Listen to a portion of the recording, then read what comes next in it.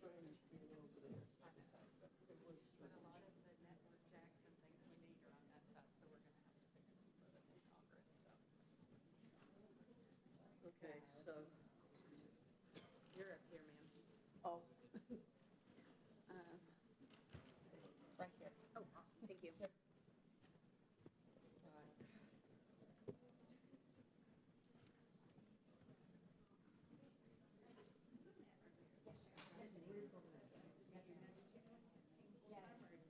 No, I'm still, I'm full-time now.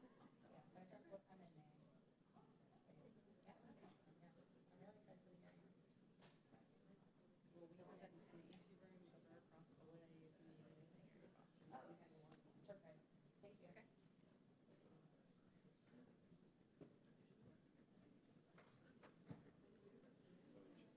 So we're back. So yes, so they flipped it again. I'm down here.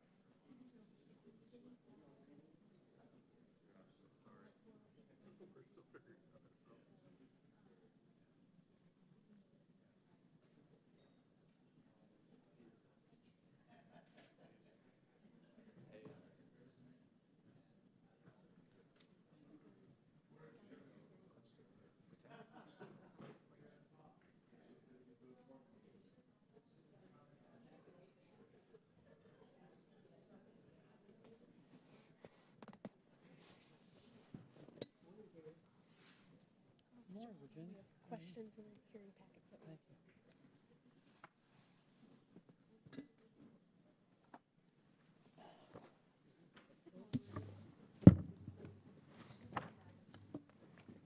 Y'all ready? Okay. The hearing of the Committee on Oversight and Accountability will come to order. I want to welcome everyone here today. Without objection, the chair may declare a recess at any time. I now recognize myself for the purpose of making an opening statement. Welcome to today's hearing of the United States Postal Service. I want to thank you, Postmaster General DeJoy, for appearing before the committee today. And I also want to thank Post Service Inspector General Tammy Hull for being here as well. It has been 3.5 years since Postmaster General DeJoy issued the Delivering America Plan, and 2.5 years since the Postal Service Reform Act was signed into law. This law may have eased the way for the Postal Service to reform its business model, but it left the details to Mr. DeJoy. Mr. DeJoy has withstood terrible character attacks by Democrats, to include demanding he be tried for treason. I give Mr. DeJoy credit for delivering a plan to fix the Postal Service. Time and space have been provided for him to carry out this work. The difficulty of this task has never been underestimated, as it involves completely transforming the U.S. Postal Service into a modern enterprise. This transformation requires competing with some of the most innovative companies on the planet while fulfilling the universal service obligation to deliver the mail, which is a financial challenge. And Mr. DeJoy started with an organization that had been allowed to fall into disrepair. And I don't think I need to remind anyone in the committee about the disrepair the Postal Service was in prior to Mr. DeJoy's appointment as Postmaster General, because this committee has legislative jurisdiction over the Postal Service, and we had many hearings where former Chairman Elijah Cummings and then subcommittee ranking member Mark Meadows joined together in publicly criticizing Mr. DeJoy's predecessor for never even coming up with a plan to reform the post office. However, the Postal Service's financial solvency today continues to be a major concern. The Postal Service is hemorrhaging red ink. This year's loss was almost $10 billion. Next year's loss is projected to be $6.5 billion.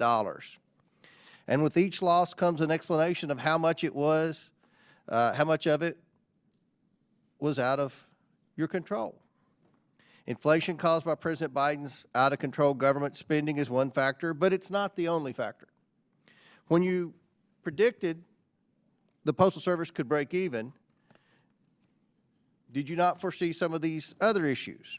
This includes the civil service retirement obligations, which may be as much as $14 billion. In Mr. DeJoy's testimony, you stated, sir, how you often have been burdened with excessive oversight, to include letters from Congress. Believe me, nobody is more aware than I am of the concerns and frustration about the Postal Service from members of Congress than me. I can't walk down the hall without one of the 434 colleagues of mine giving me a Postal Service horror story. But it comes with the territory. And while this committee is charged with oversight of the Postal Service at an operational level, we are all members representing our constituents. And the people of Western Kentucky have not been immune to problems that seem to stem from efforts to change postal operation. For example, in Crittenden County, Kentucky, the Postal Service was delivering bills after they were due. And after being told the county of Crittenden was the problem, it turned out the problem lay with the Postal Service.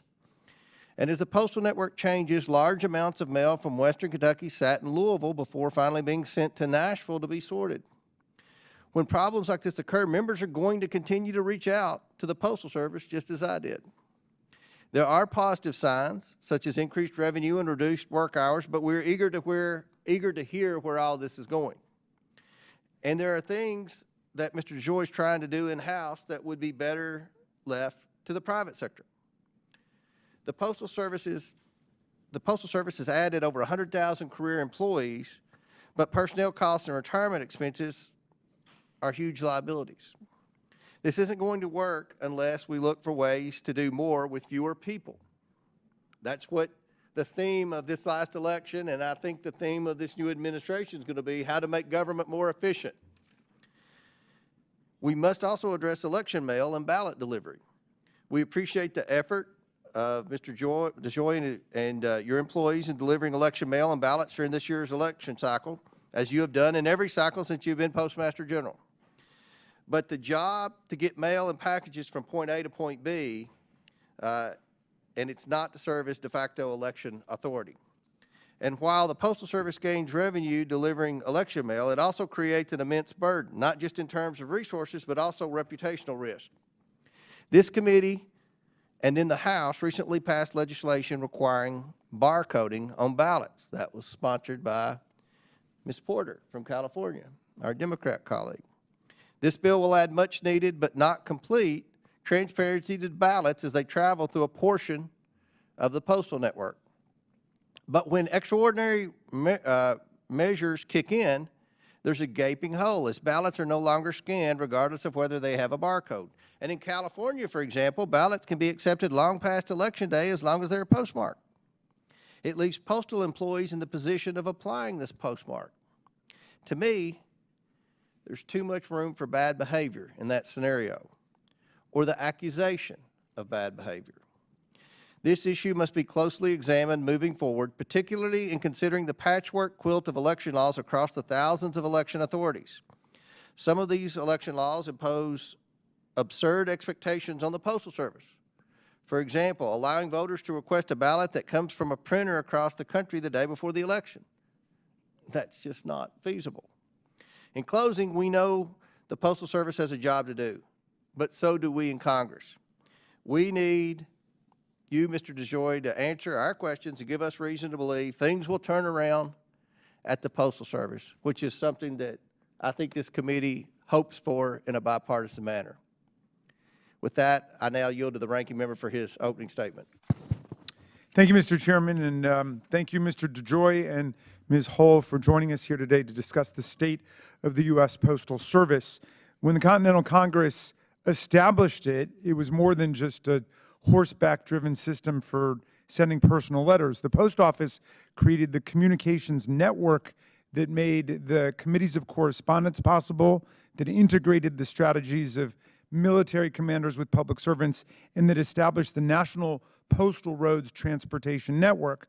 The Post Office also promoted the free press by ensuring the very low-cost distribution of news to the public at special rates. A luminary no less striking than Benjamin Franklin, the inventor of the electric lightning rod, the lending library, the volunteer fire department, and the bifocals, became the first Postmaster General to improve delivery routes and to speed up service to connect the new nation. 249 years later, the Postal Service is still an essential institution for Americans. Its mission is set forth in the Constitution. It's laid out in specifics in federal code, which charges the Postal Service with providing prompt, reliable, and efficient services to patrons in all areas and shall render postal service to all communities. During COVID, the Postal Service was ranked America's most essential institution. People rely on the Postal Service to transact critical business, including bank statements and legal notices, life-saving prescription medicines, and notifications of data breaches. The Postal Service can reach every address in America, 167 million residences, businesses, and P.O. boxes. Its value is essential to the economy and the society, especially to people who live in the most hard-to-reach rural places. Efficiency, reliability, and stability are critical to meeting the needs of the public and required for ensuring the long-term survival and adaptability of the Post Office. The Postal Service has been operating in an unsustainable manner for a long time. When President Trump named Postmaster DeJoy in 2020, the Postal Service was then in need of reform. In response, Postmaster DeJoy launched the 10-year Delivering for America plan. He has stated repeatedly that the Postal Service, quote, must operate in many ways like a private business. Of course, some private businesses succeed and others go bankrupt. Congress passed the bipartisan Postal Service Reform Act in 2022. This helped the Postal Service avoid imminent financial collapse and gave Postmaster DeJoy runway to implement his plan for success.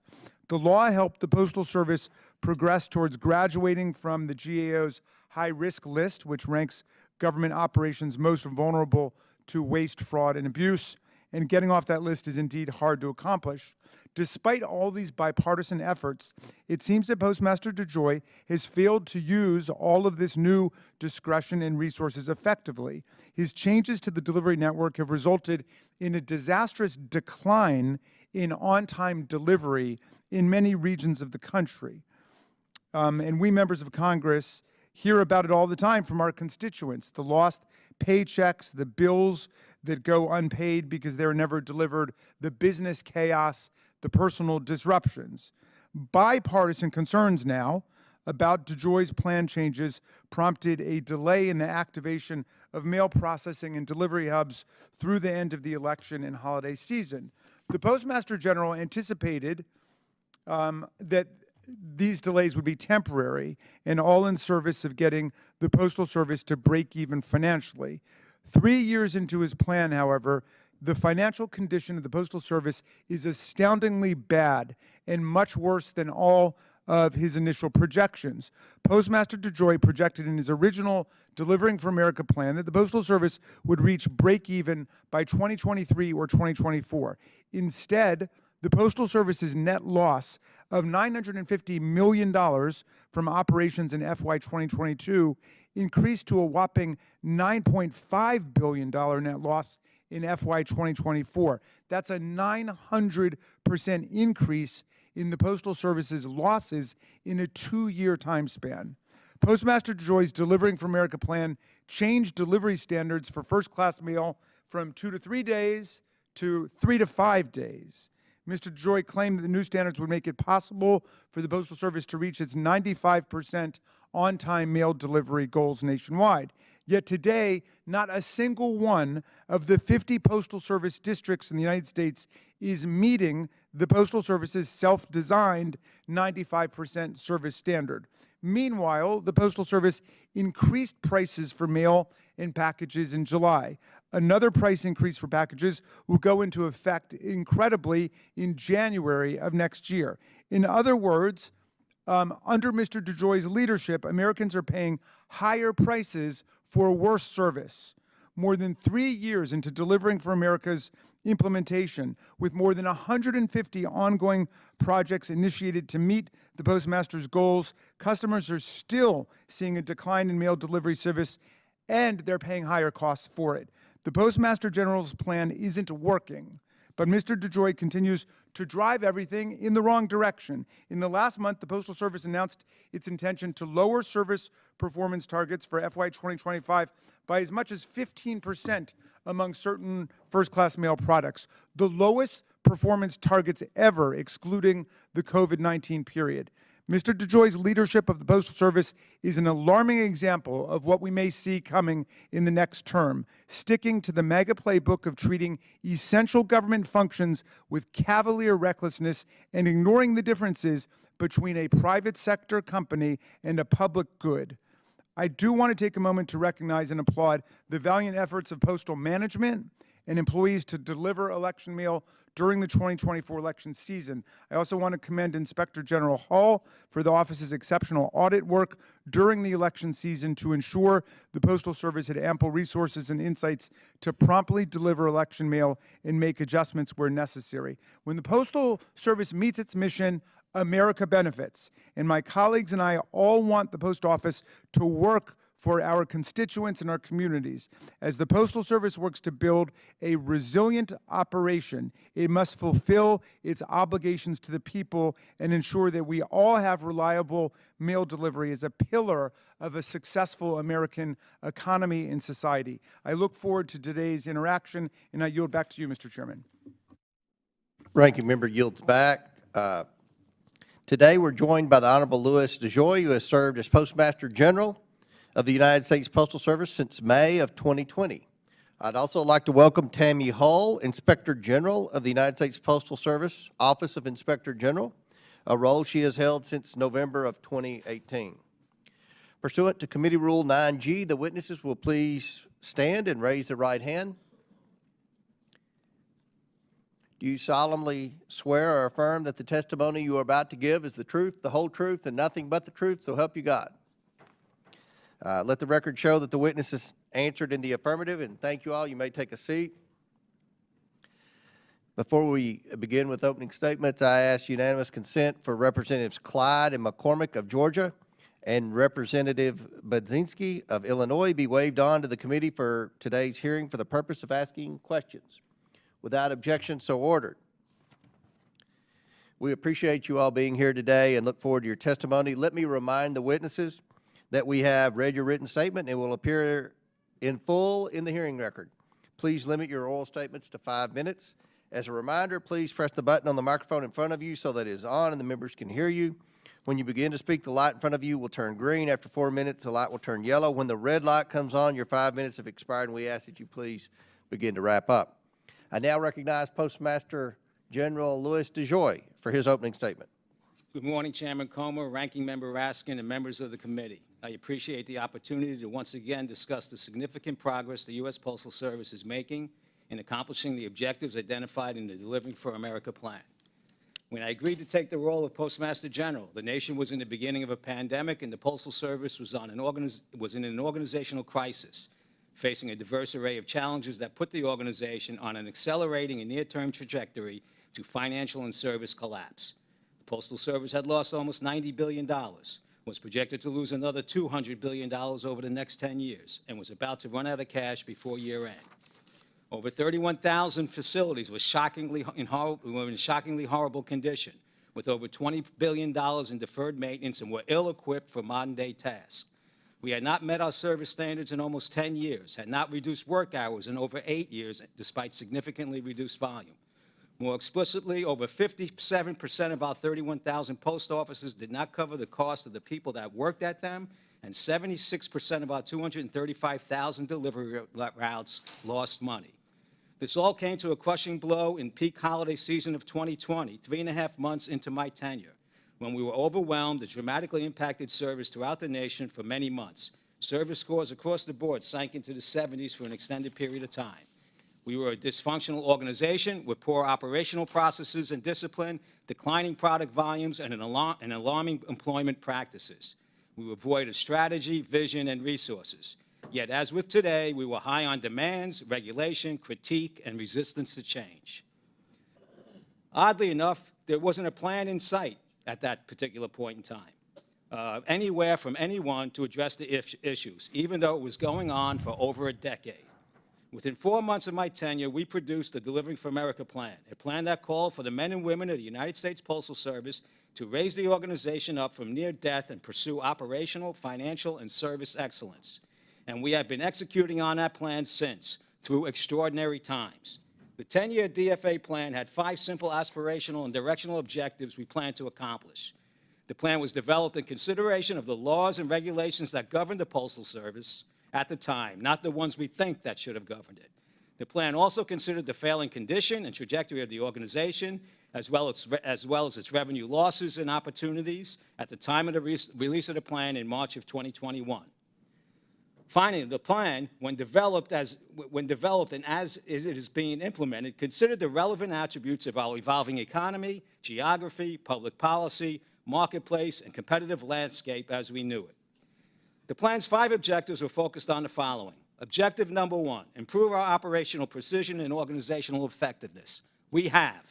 After much reorganization and sweeping operational infrastructure initiatives, we have made great gains towards replicating throughout the Postal Service the ingenuity and competitive spirit of the best in private companies in America. The change in culture, combined with our commitment to public service, will serve us well into the future. Objective number 2, reducing our cost of performance. We have. Reversing our loss trajectory by reducing 45 million annual work hours, approximately $2.5 billion, and transportation costs of over $1.5 billion annually, thus reaching the self-help goal, cost takeout goal of $30 billion over the 10-year period identified in the plan. Objective number 3, creating reliable and affordable service. We have. By September of 2023, service for most product categories reached 93% on time and were well in reach of our stated goals of 95%. And we still had some of the lowest postage rates in the world. However, the cost to achieve this under the existing infrastructure and service standards was not sustainable. Objective number 4, growing our revenue and margin on our products. We have. Revenue growth has exceeded our plan by over $24 billion, with significant gains in competitive products dramatically outpacing the projections in the DFA plan. Objective number 5, creating inspired, productive, and long-term career paths for our employees. We have, by reversing unfavorable practices with our pre-career workforce, improving our working conditions, and liberating and inspiring the managerial workforce to collaborate and simply do better. In addition to all these initiatives and accomplishments, there was another goal of which you are aware, Mr. Chair. Under your leadership and with former Chair Carolyn Maloney, as well as with Chairman Peters and former Ranking Member Portman in the Senate, we worked very collaboratively on the passage of the Postal Service Reform Act, which, among other things, removed the unfair burden of prepayments required and enabled the integration of our retiree health care benefits with the Medicare system. Again, thank you and the Congress for your efforts in this important legislation. After 3 years, we are a different organization today. We have initiated reforms in nearly every aspect of the Postal Service, including operations, maintenance, logistics, procurement, sales, marketing, technology, products, government relations, communications, and personnel management. We have repurposed approximately 200 facilities, deployed $2.5 billion towards deferred maintenance, hired or repositioned almost 1 million people, relocated or installed over 1,000 conveyor systems, transitioned one of the world's largest air cargo networks, packaged and delivered over 1 billion COVID test kits, and introduced a new multi-billion-dollar product. We did all this while delivering 400 million pieces of mail daily, 6 days a week, to 167 million addresses spread across half the planet under rules, regulations, and processes designed by bureaucrats of the 1970s for a different social and economic America. I am proud of the work we have accomplished, and I'm impressed by the commitment, talent, and tenacity of our people as they work hard to make the Postal Service the best in commerce and public service for many years to come, a unique opportunity we have and as the Congress intended when they created us. What we haven't done, Mr. Chair, is break even. The planned initiatives accomplished did not overcome the rescue and recovery of our operations, the 20% inflation we experienced, as well as the dramatic rise in our mismanaged federal government retirement costs and other compensation benefits. About 90% of our 2023 loss of $6.5 billion was due to this substantial, unplanned, unable to be forecasted increases in our costs in these areas. Nevertheless, under these conditions, we still reduced our projected 10-year losses from approximately $200 billion to slightly under $80 billion. We are now taking additional aggressive actions to further reduce our operating costs by $5 billion annually and grow our revenue an additional $3 billion annually, as identified in my letter to the President and congressional leadership on January 10, 2024. These initiatives are aligned with the requirements spelled out in the Postal Reform Act to deliver mail and packages 6 days a week through an integrated network. This requires the continued realignment and equipping of over 31,000 facilities, the rerouting of over 50,000 truckloads a day, the effective utilization of over 200 aircraft routes a day, and inspiring and changing the operational organizational culture of over 600,000 postal employees. I am confident in our ability to accomplish all this. It will also require a change to our service standards and business rules to reflect the modern-day use of the Postal Service and to continue to liberate us from the reckless demands and regulation and mindset that has destroyed this organization over the past 19 years. The American people mailed 59 billion pieces of first-class mail in 1999. Last year, they mailed less than 12 billion. It is time for us to solve for the obvious, and that is what we propose to do with our recent filing for an advisory opinion with the Postal Service Regulatory Commission. Since September of 2023, when our service was in the 90s, the rapid changes we have had to make have not come without consequence in some areas of the nation, and we apologize to those impacted. This is the consequence of decades of neglect and inaction. The lift we have is high, and the time we have is little. So we will carry on with caution, but we will carry on. Having said that, throughout the coming year, we continue to deliver more than 50% of the mail and packages we handle each day in advance of the current service standard. We estimate we will deliver 85% on the day of the service standard, and 95% will be delivered within 1 day of the service requirement. On average, the American public will receive their mail and packages within 2.7 days. As you know, the basic mission of the Postal Service and our fundamental statutory obligation is to provide high-quality postal services in a financially sustainable manner. Under this structure, it is my job not just to deliver the mail tomorrow, but to transform the Postal Service into an organization that can provide quality postal services in a financially sustainable manner for years to come. We are working feverishly to correct for the past, overcome the economic, political, and competitive hurdles we face today, and yes, correct for our own missteps as we engage in this massive task. I ask you to keep in mind that there is no way to fix service and our finances under the current regulatory business model without dramatic changes to our operations and approach. And then I would like to remind the committee that I was not appointed by President Trump. I was appointed by a bipartisan Board of Governors. Thank you. Thank you. Chair now recognizes Inspector General Hall. Thank you. Good morning, Chairman Comer, Ranking Member Raskin, and members of the committee. Thank you for inviting me to discuss our work. I'm proud of the work my office completed this year to promote accountability, integrity, and transparency in the United States Postal Service. We conducted extensive field work around the 2024 election from late September through the week of the election, making more than 1,000 visits to processing plants and delivery units in all 50 states and the District of Columbia. We reported issues our teams found in near real time to Postal Service management, and we followed up with weekly reporting to postal executives, the Board of Governors, and to committee staff. Overall, the Postal Service was very responsive, and this collaboration supported a successful election cycle. We will issue a report summarizing our findings in the spring. Beyond the election, we have continued to promote transparency and accountability through our audits of the Delivering for America plan and the Postal Service's response to mail theft. We've also fought fraud and abuse through our investigations, finding and arresting postal employees and outsiders who collaborate to steal checks, credit cards, and use the postal network to traffic narcotics. Our data indicates that we have thousands of actionable criminal complaints for which we have insufficient resources to investigate.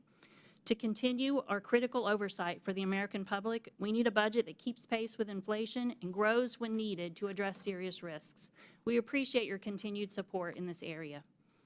Next week, we plan to issue a report on the early impacts of the Postal Service's transportation optimization effort that alters when collection mail is picked up at certain post offices. Our report will identify service reductions that resulted in the communities where the changes occurred. Consistent with our previous work, this report will note the critical need for increased transparency around these operational changes and their expected impacts. We believe the Postal Service needs to significantly improve communications with the affected communities so that the American public has accurate information about the changes they will experience and the service levels they should expect. Earlier this year, we reported similar concerns in our work on the implementation of the Delivering for America plan. It is important that the Postal Service keep communities and employees informed as changes are made. This is especially important when these impacts occur in underserved rural parts of America that have limited options and rely most heavily on the Postal Service. Cost-cutting to achieve break-even performance can result in disparate impacts to these communities. Accurate, timely, and transparent information about how plan changes will impact these communities is critical to preserve trust in America's Postal Service. While these initiatives roll out, financial challenges for the Postal Service continue. Our work has identified the need for the Postal Service to provide updated financial information as it implements its plans. The Delivering for America 2.0 update did not include projections on whether or when the changes will lead to break-even results. These financial projections are essential for key decision makers to better understand the trade-offs the Postal Service is making, especially as it advocates for legislative changes to its pension and workers' compensation programs. Our recent work discusses how these programs are costly obligations, and it would be helpful for all stakeholders to better understand what it will take for the Postal Service to be financially solvent. While the Postal Service has not provided updated long-term financial projections, it has provided some cost savings estimates associated with specific parts of its plan. Our future work will provide oversight assessing whether it fully realizes these projected savings. We at the OIG are committed to our efforts to provide transparency and promote accountability for service performance and financial solvency. America needs a strong Postal Service, and the Postal Service owes clarity to the communities it serves about its plans and their projected impacts. I appreciate the time to discuss these issues and your support. I'm happy to answer any questions you may have.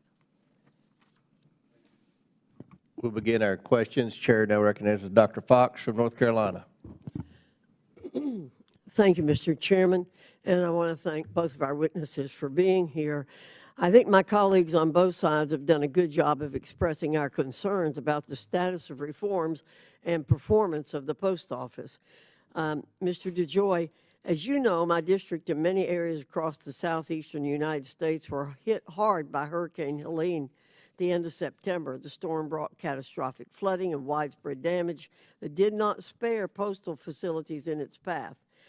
Can you tell me how many post offices in North Carolina remain closed and how many have been reopened? And if you don't have the answer readily, it's okay if you give it to me later.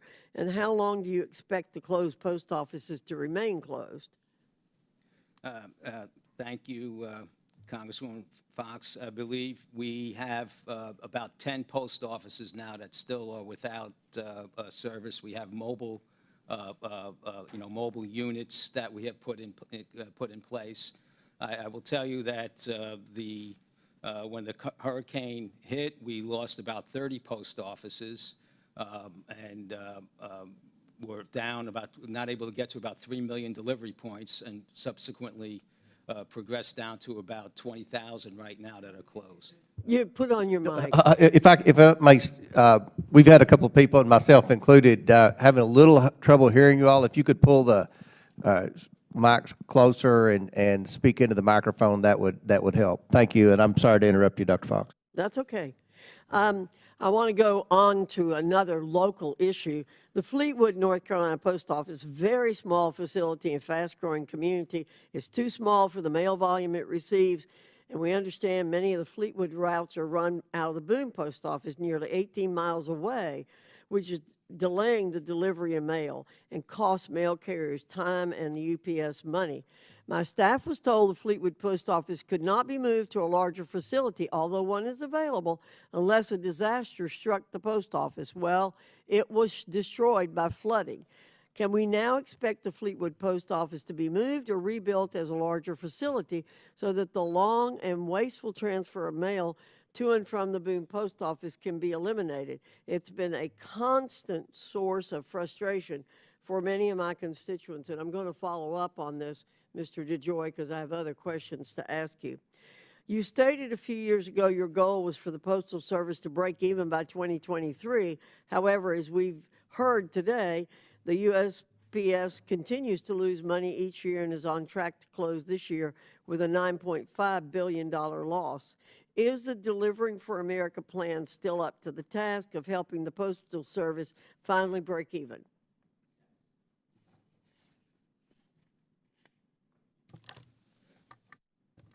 Look, we just issued Delivery for America 2.0, which is just reinforcement of the initiatives that we have to improve operational performance, recognize the diminishing mail volumes that we are handling in the marketplace, and reclaiming our position in the package business.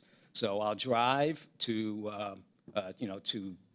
reduce cost, grow revenue, so we can put more product into our carriers' bags, which have to go to 161 million addresses 6 days a week, which by law, okay, which is over half our cost, which is a pretty fixed environment. So we are pursuing these initiatives. We have introduced new products that have grown package revenue significantly, and have other products coming down the line once we get the network in order and the changes in the service standards that we need. So absent other extraordinary issues that face us, this is the best plan that I've seen around town in a long time. We will get $5 billion out of additional cost, and we will grow our revenue by additional $3 billion. And if the OIG wants to put a forecast in as to when we will break even, she has those numbers, she can do it. Thank you, Mr. DeJoy. I use the post office a lot. I send out a lot of mail every week from my office, from me personally. So I'm very acutely aware of the service, the time, and the cost. At what point do increases in postage rates start destroying demand and decrease the volume of mail to economically unsustainable levels.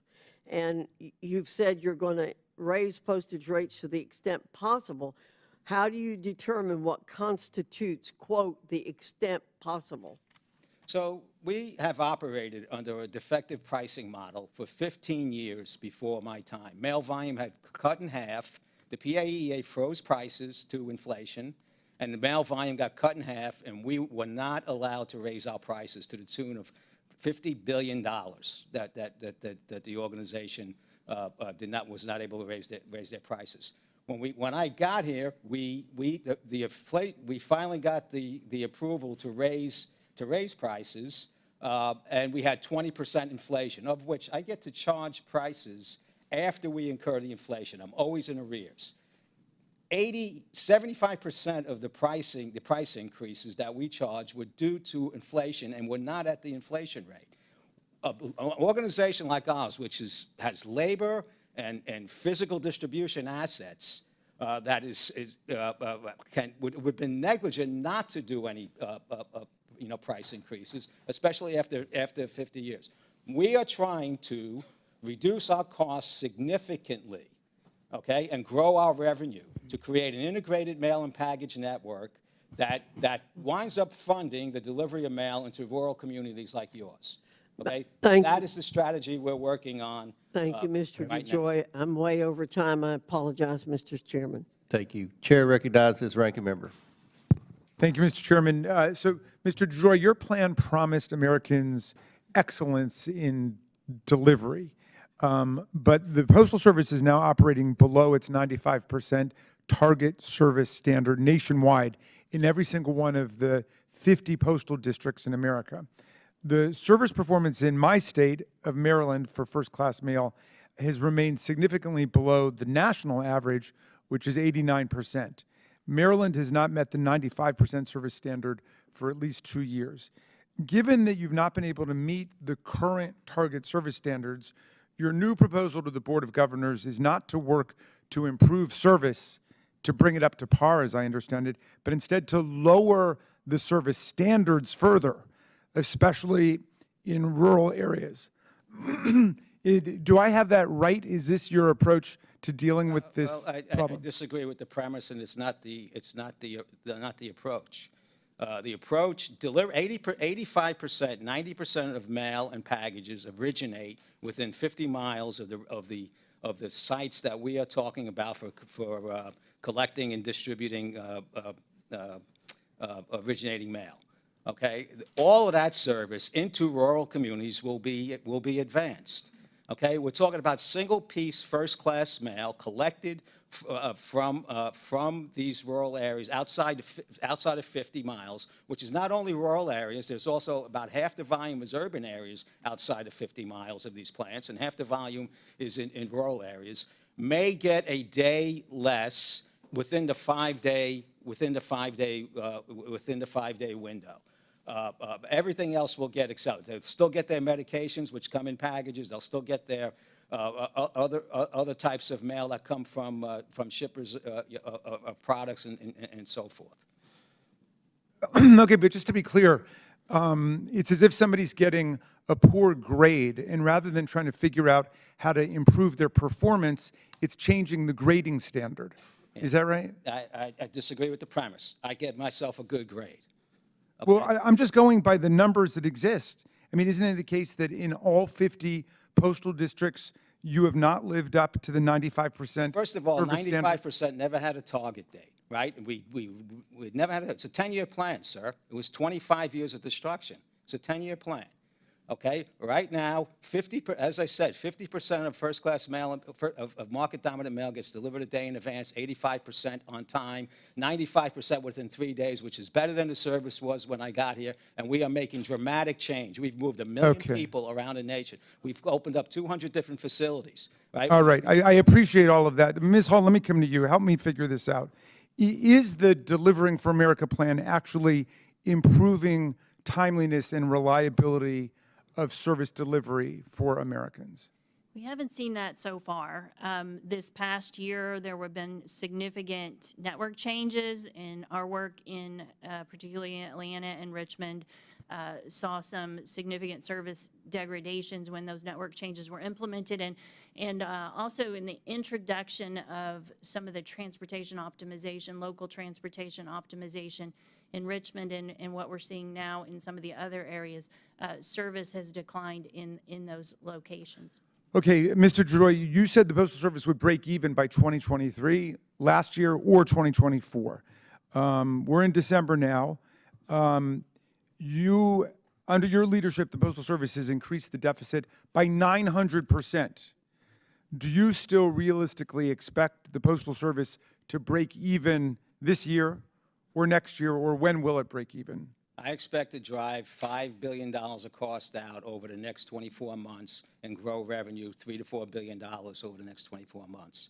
I intend to try and negotiate with someone on our retirement plan benefits and how they get calculated and how they get invested. We just filed for with OPM to look at how we've had like a 700% increase in terms of the people that will be on the plan that is inaccurate. We have investment issues. We have workman's comp issues.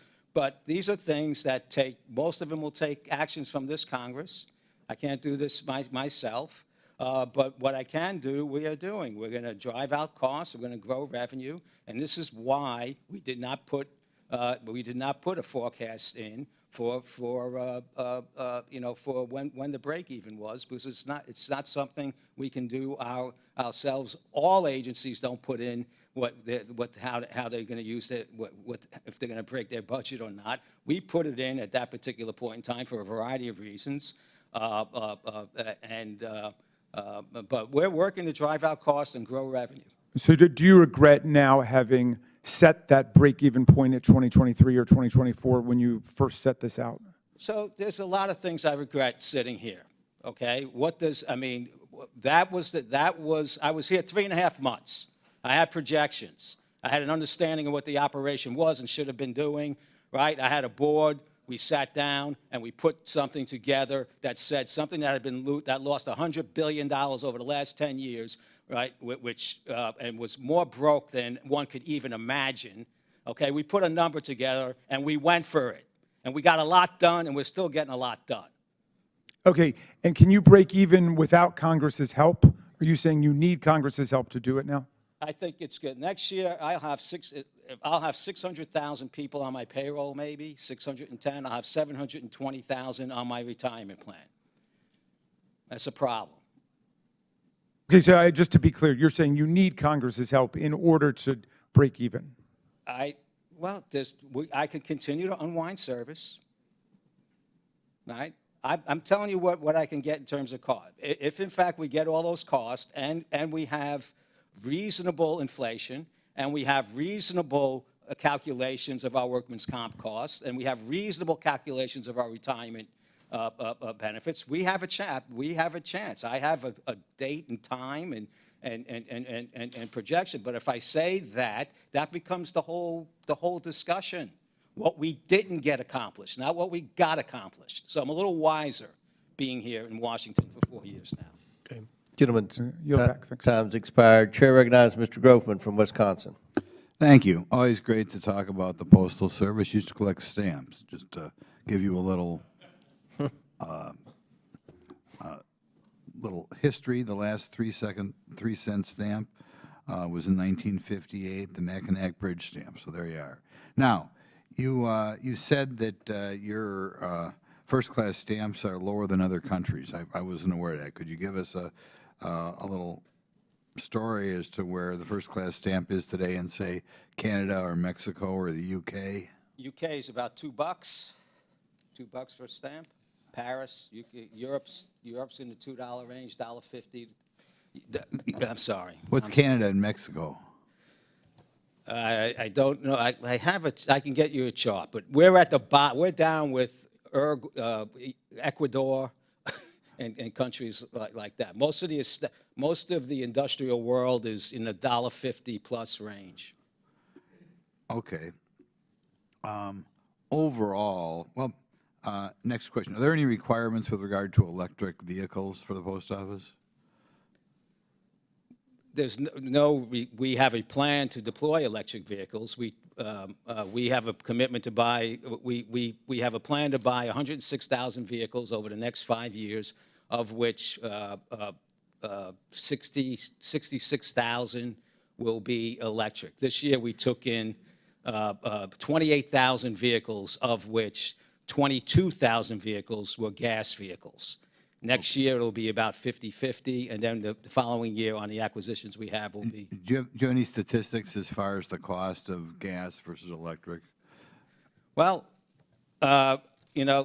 Congressman, I was in the crossfire of a whole bunch of issues and did not agree to put electric vehicles into our fleet until we had the appropriate cost benefits to the organization. The IRA program, which was approved by this Congress, gave us $1.9 billion for infrastructure cost and gave us $1.2 billion for new vehicle costs, of which we have put together a plan that does in fact work for the Postal Service with that particular, with those particular, cost structures. We are buying, special purpose long-term vehicles that'll last us 20, 25 years at a relatively good cost with the IRA offset, and all my infrastructure will be paid for this set of vehicles coming out. We're studying the charges now as it moves forward. We have our routes are set up for this type of service. Some of these vehicles we don't have to charge for 3 days, and the cost. I believe when I look back at the cost improvements that we get, it's only when we get out to the cost of all the 10, let's say a battery lasts 10 years. There is cost benefit to us on maintenance and fuel and so forth for the 10 years. It's when you go to buy that new battery using today's battery cost that it puts us over could put us over the return. Given your druthers, would you rather have gasoline-powered vehicles if your sole goal was to save money? So my need was to have vehicles like now, Yeah, like 5 years ago. Yeah, just straight up and down. If we wanted to save money in the next 10 years, would you feel better if we said it would be all gas? I feel good where we are. I feel good where we are. We. Well, that can't be right. It's half of each. Which is less expensive? They can't be identical. Maybe they are identical. I don't know. Look, this is a time constraint. Once installed, the places that we're installing, we couldn't put electric vehicles everywhere, and we couldn't put electric vehicles in overnight, okay? But once installed, and if you you offset the capital costs, which we have, it's a pretty decent thing. It's a nice vehicle. We have better monitoring on it, and it's lower in maintenance. I'll give you another question because I'm almost running out. We were talking this morning. Do you have any people in the post office which you'd refer to as DEI professionals, or people who are focused on that sort of thing, either with regard to people you hire or with regard to government contracting? Congressman, this is a hard-working, focused, boots-on-the-ground organization. We have our normal, in terms of a plan, we have our diversity goals, but that is just handled by our basic HR department, and we are a diverse group of diverse organization, mostly focused on deliver mail and packages. Does that affect who you hire or who you promote? I mean, we pay it. We pay it to. You can look at my organization, and look at and see what the make your own judgment on it. But I hire and relocate people based on intensive evaluation of their performance, and I believe most of the organization does that. Thank you. Mm-hmm. Gentlemen, time's expired. Chair recognizes Ms. Norton from Washington, D.C. Thank you, Mr. Chairman. Mr. DeJoy, I have written to the Postal Service many times in recent years about issues in the District of Columbia, including mail being stolen, burned, or otherwise destroyed, lost, or not delivered. Recently, I asked that the Postal Service hold a community meeting with me and my constituents in Ward 5. The Postal Service waited for weeks before responding and eventually told my office it was in the so-called black period before the election and could not hold a community meeting with an elected official, even though my request was placed weeks before the blackout period started. I then requested that the Postal Service contact the relevant stakeholders to hold the meeting without me during the blackout period. This never happened. My office has contacted the Postal Service since the end of the blackout period and still has not received a substantive response about this meeting request. So Postmaster DeJoy, will you direct the Postal Service to work with my office and hold this meeting as soon as possible? I will immediately get into it, and most likely that will be the outcome. I need to understand what the circumstances is, but we need to do this is an organization that has a lot of complaints against it, and its people get somewhat averse to extensive communication, which is something that we're trying to change here. But we have begun going out with different congressional and state and local people and trying to amass a communication process that not only resolves problems, but also teaches the people that we're engaging with the problems and reasons as to why why we're doing things, and hopefully build some equity and understanding of the problems that we face. Despite the accusations, we do a tremendous amount of communication. Often, we're not clear enough in our communication, or people don't like the answers to what we communicate. But we will engage and embrace that, and I will personally look into your situation and get back to you in a couple of days. Well, Mr. DeJoy and Ms. Hull, as you know, mail theft has exploded in recent years. Between 2019 and 2022, there was an 87% increase in reports of mail theft from mailboxes and a 543% increase in letter carrier robberies. An audit issued this year by the Government Accountability Office stated that the number of U.S. Postal Inspected Service investigations into serious crimes nearly doubled between 2019 and 2023, an increase driven by robberies of letter carriers. I ask unanimous consent to enter into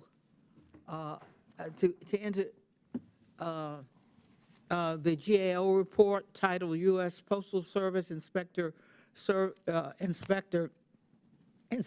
Service should document its law enforcement workforce decision-making process. Without objection, so ordered. Thank you.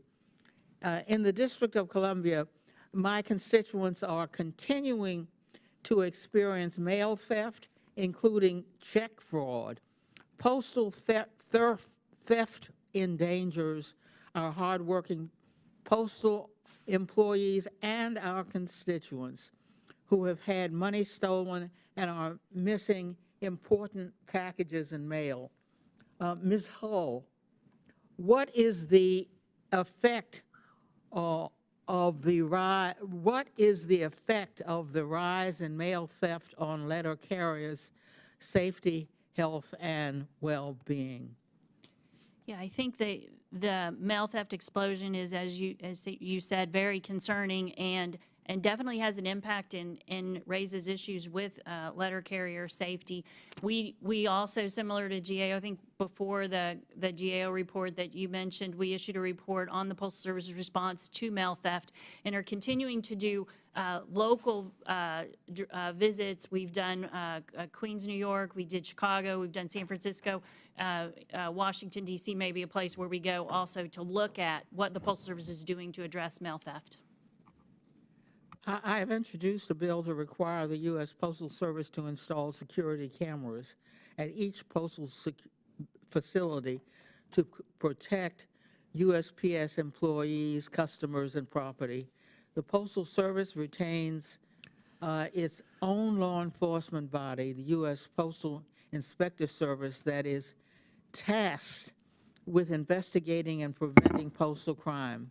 For more than 50 years, postal police officers have been responsible for protecting postal employees, customers, and property. The Postal Service employs approximately 450 uniformed officers around the country. These officers defend the Postal Service mission around the clock, 7 days a week. It is more important now than ever that the Postal Service retain the ability to adequately investigate postal crime. All right. Okay. However, Go ahead. However, in 2020, soon after Mr. DeJoy became Postal General, the Postal Service, and here I'm quoting, declared that postal police officers should no longer be assigned to investigate or prevent mail theft or protection of letter carriers, end quote, except in cases when the theft or violation occurs directly on Postal Service premises. I have co-led on legislation to reverse this directive, Ms. Hull. How does this? I'm sorry, I'm going to have to, it's 2.5 minutes over, but we can submit that question about the police officer to the Inspector General, if that's okay. Is that okay? Okay. All right, we will do that, Ms. Norton, if that's okay with you. All right, thank you. Chair recognizes Mr. Burchett from Tennessee. Thank you, Mr. Chairman. Mr. DeJoy, how many unions do you deal with within the Postal Service? Directly, 7 unions and management associations. 7, all right. And tell me, what is the Delivering for America program? What is it? Yes, sir. Delivering for America program is a set of strategies to try and reverse the trajectory that the Postal Service had when I arrived and bring it improve service and improve its profitability. Okay. On your website, it says it's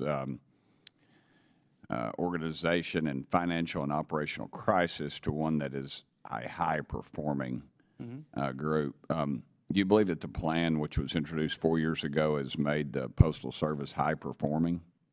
I think, sir, you after 20 years of crises, it takes a little bit of time to stabilize the organization, but I believe that this organization now is heading in that direction. I know I have experience in running and in competing with excellent organizations. Well, during fiscal year 24, you lost $9.5 billion. That's right. I have lots of rules. To do what? I have lots of rules. Okay, but that's $9.5 billion, though, that was lost. I think that was dramatically higher than the loss in fiscal year 23, which was just, I say just, but I'm from Tennessee, that just is not justified, because that's a heck of a lot of money to our folks.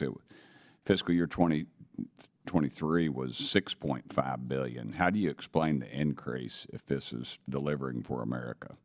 I have fixed prices. I have fixed service requirements. Define to me what a fixed crisis is. Fixed prices. Price. Okay. Price. Okay. I had 20%. Got hearing aids. I have trouble hearing.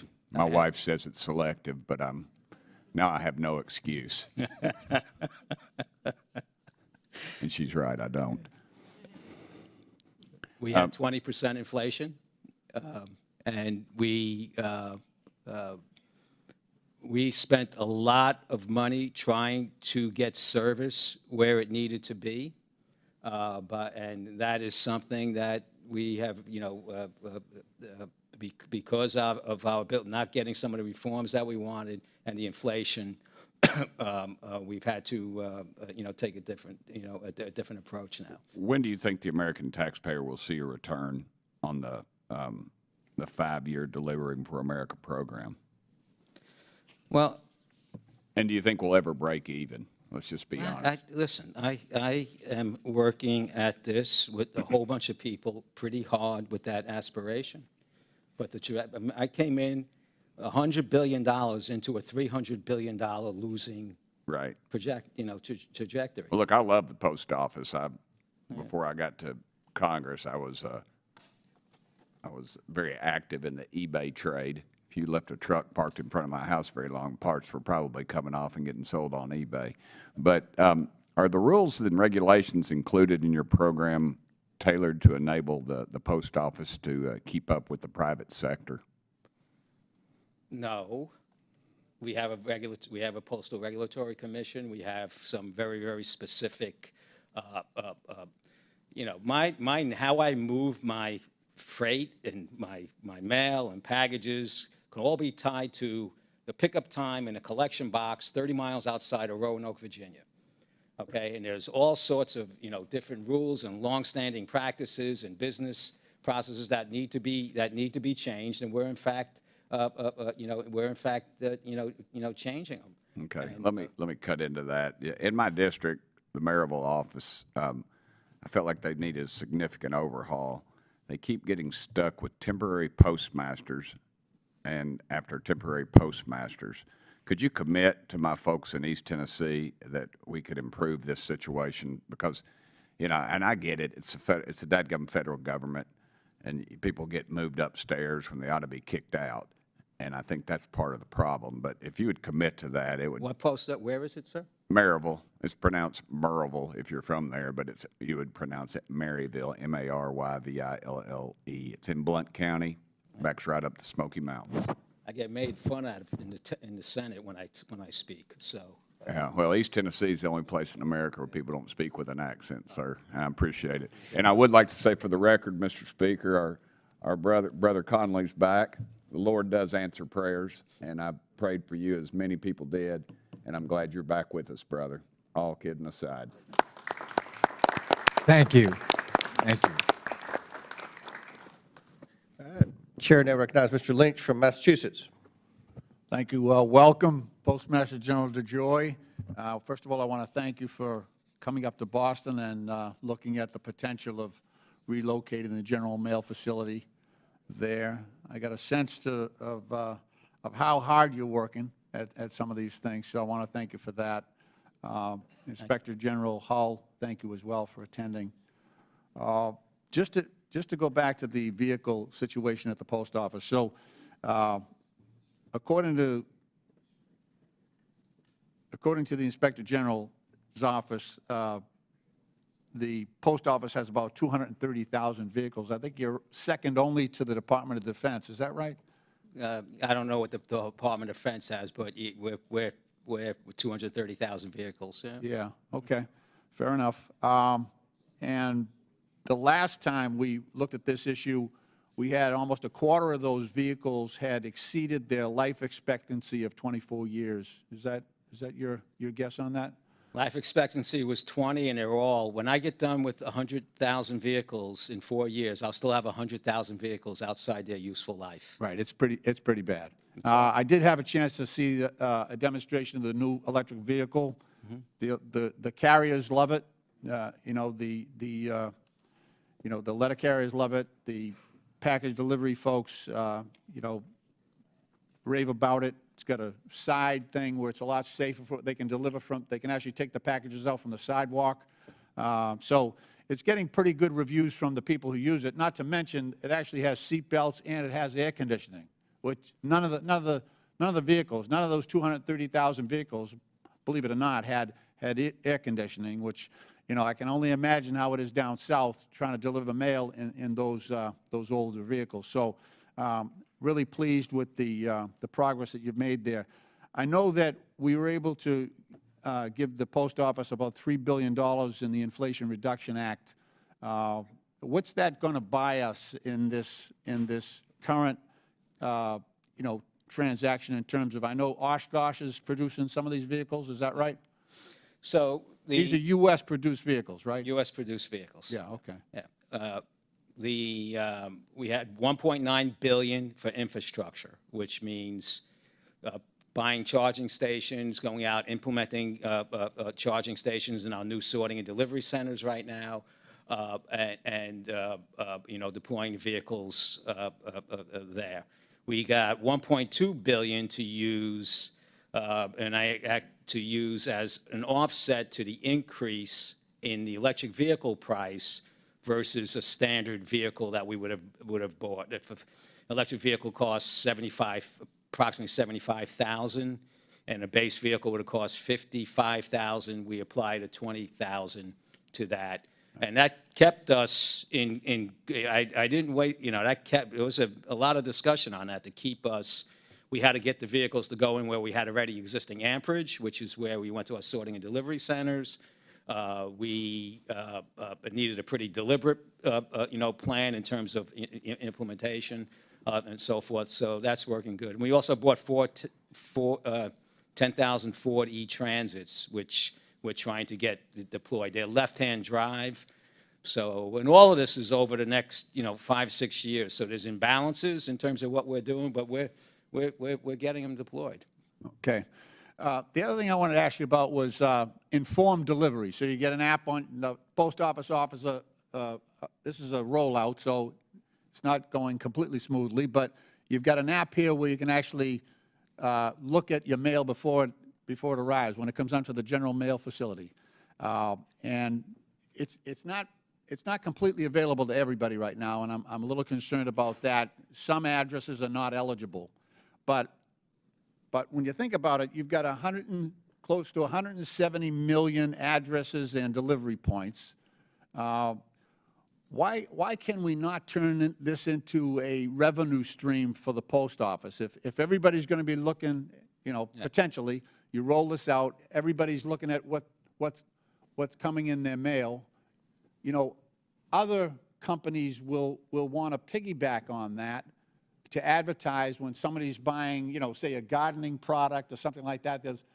If other producers are trying to, sell their products into that same market, this is what Amazon is doing, basically. 100%. When I came here, we had about 30 million people on the service. I pushed and worked with the team, and we're up to almost 60 million. Now, you need other things to make it work. We need a good delivery system. We need a good information system. We're redoing our whole tracking and tracing and form system. We used it during the COVID test kit distribution to go into areas and give messaging about ordering. And we had a click-through percentage on that if somebody signs up for informed delivery, we send an email. They open that email. It was a very, very high rate. And that's how, right? And the click-through rate was, probably like 5%, which is big in terms of marketing. And this is the whole plan. We need to use that, and we're building that out to inspire a delivery. And I think we get this program set up right and make the fixes that we need to make in how we move mail and packages together in an integrated manner from 5 networks we had when I got here down to 1. Okay, things will be delivered and collected from residences that we're not even imagining right now. People will use this, and that system will be part of it. Yeah, all these other members are talking about a revenue problem. We have a revenue problem here. Yeah. So I'm just saying this has huge potential if we could focus on it. Thank you. I yield back. Gentleman yields back. Before I recognize Mr. Sessions, I recognize Ranking Member for a unanimous consent. Thank you, Mr. Chairman. Apropos Mr. Lynch's comments, I ask unanimous consent to enter in the record an article from Government Executive dated June 1, 2023, titled Federal Agencies Could Save $6 Billion by Electrifying Their Fleets. Report findings. Without objection, so ordered. Chair now recognizes Mr. Sessions from Texas for 5 minutes. Mr. Chairman, thank you very much. Postmaster General, welcome. How are you, sir? I heard your comments. They were well written. I think they were true. I don't think that you would say that things went smoothly, but you did acknowledge that they were on a plan. You did acknowledge a lot of things that I believe are frailties that are being worked on. As you know, I engaged the Postal Service down in Texas, outside of Houston, about major problems of delivery. That happened, and we got over it. Are there any more things like that that you foresee in the coming year as other people will be coming online with this new system? Or what do you think there? Just, and I thank you for those comments and for your patience while we went through Houston, which was the opening of South Houston, which was, sir, the plan, the projects and facilities that we are deploying are not revolutionary. Well, they were a learning process for you. I'm simply, this is not being mean, I'm simply. No. Do you anticipate So, rolling that program out, or have you learned enough? We've already rolled out 11 sites with less consequence. We had the three. We had Georgia, Richmond, and this Houston one. We have 11 other sites that are going well. I'm processing 1.7 million packages in Indianapolis right now. Well, I don't know what else is in your basket that you intend to do during the year. All I'm simply saying is, do you have any? I think we have significant mitigations that in place right now to not first first of all, we have to absorb the capacity we deployed. The team is much more experienced in being deployed. The staffing is much more stabilized. And I think we will not be without error, but I don't plan to shut down cities. Good. My conversation with you that you've already begun is the process of emailing people about this delivery. I think that is exceptional. I think it will work. As you know, there are lots of growth areas across the country where the changes in the program that started years ago, but nobody applied, about moving to cluster boxes from mail boxes. I think that could be utilized very well to let people know they had mail somewhere. I'd like to turn this conversation now to a conversation that is relatively new, and that is of a term called DOGE. And I'm one of the 3 co-chairmen of the DOGE caucus that is here. And essentially, we're interested in efficiencies, yes, efficiencies mostly, but on the other side of that is saving money. It would be my request to you that the post office find perhaps a better way to deal with those that would wish to deal with you on this concept of moving the post office during this period of time when there will be lots of conversation about this and other matters of government efficiency. I have found in the past, not to be critical, that the post office does not always place its highest priority off saving money. I know you're busy, but I have had several conversations where we have referred potential savings, and I'm not sure that we heard an answer back. So you're going to get ready to see these things come publicly, and I just think it would be good for you to establish with me, or because I'm generally your point of contact, a way that we can specifically look at efficiency, to hear your ideas and you hear ours, to save money on your side and also from us. Yeah, I'm happy to engage in any discussion with. Okay, well, Okay. just Peter knows, your staff knows that we've sent these things to you and they went down in your organization. I have yet to hear things back. I want to thank you for your time. I'll be quite blunt. If we had your reconfirmation up today, I would vote yes for you and your team. Thank you, sir. Thank you very much. Chair now recognizes Mr. Conley from Virginia. Thank you, Mr. Chairman, and welcome to our two witnesses. And let me begin by saying to the Postmaster General, I've been a critic, but I have to say I am persuaded in your tenure and in your testimony today that you are certainly committed to the Postal Service and in making it viable. We're not going to agree on a lot, and I'm going to remain critical, but my hat is off to your commitment, and I thank you for that. Thank you, sir. Ms. Hull, the Postmaster General's got a 10-year plan called Delivering for America. Is that correct? And please speak directly into the microphone so we can hear you. Yes, that's correct. Louder. Yes, that's correct. Okay.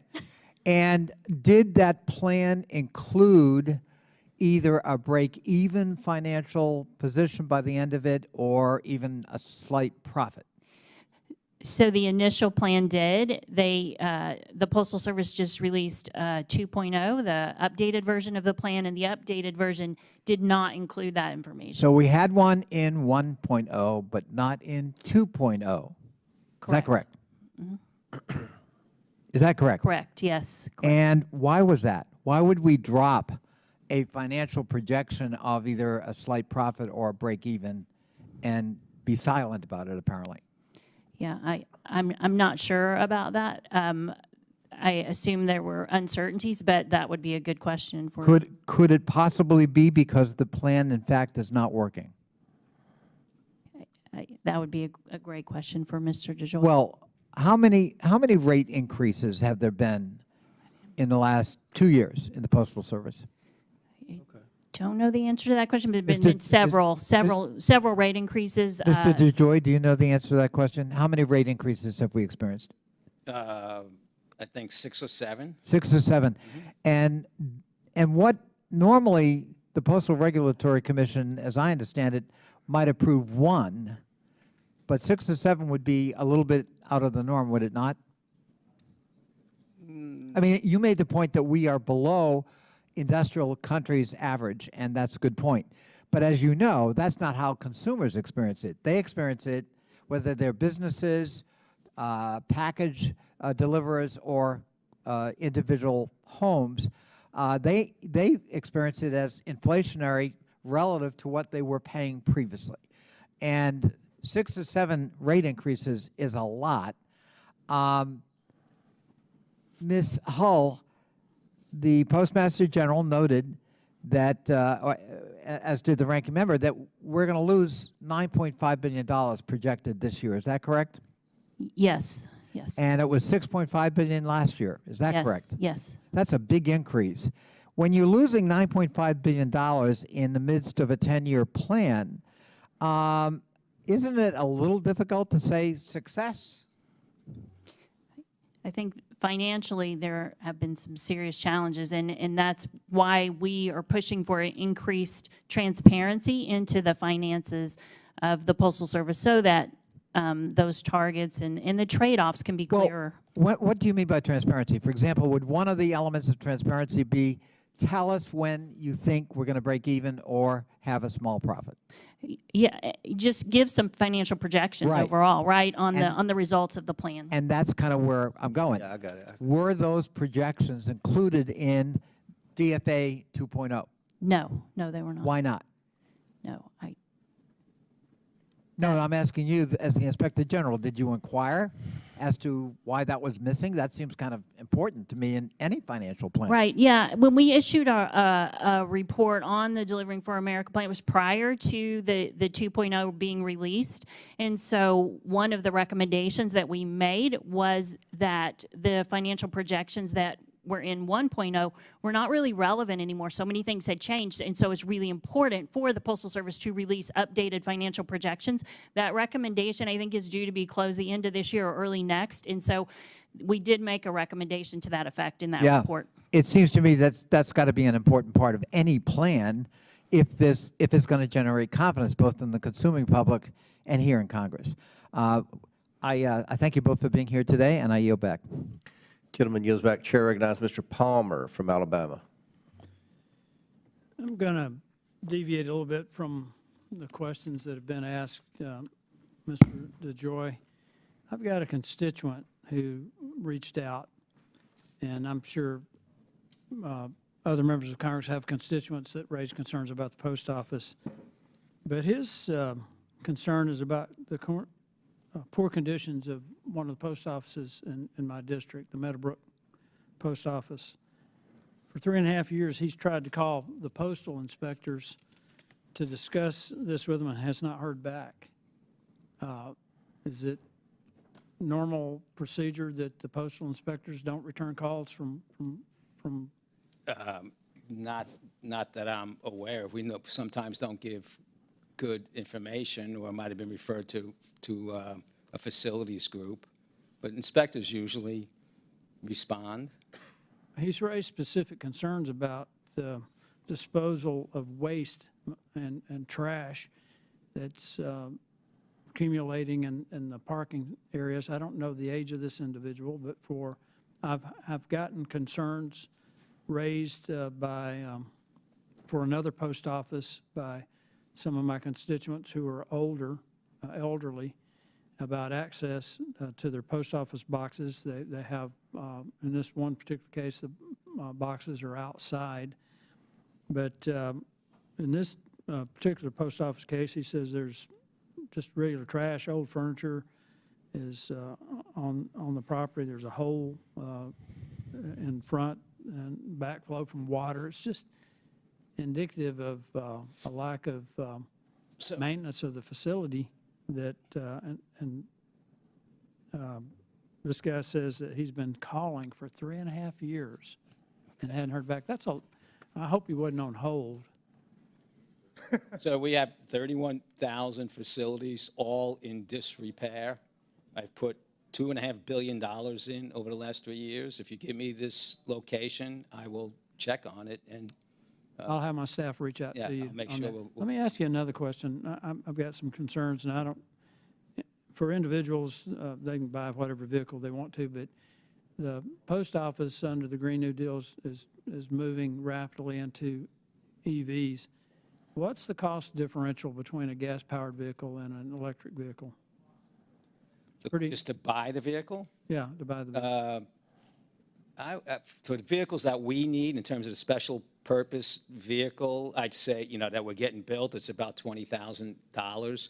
Or coming on the off-the-shelf vehicles, maybe $10,000. For an electric vehicle? Yeah. I'll need to Yeah. check on that.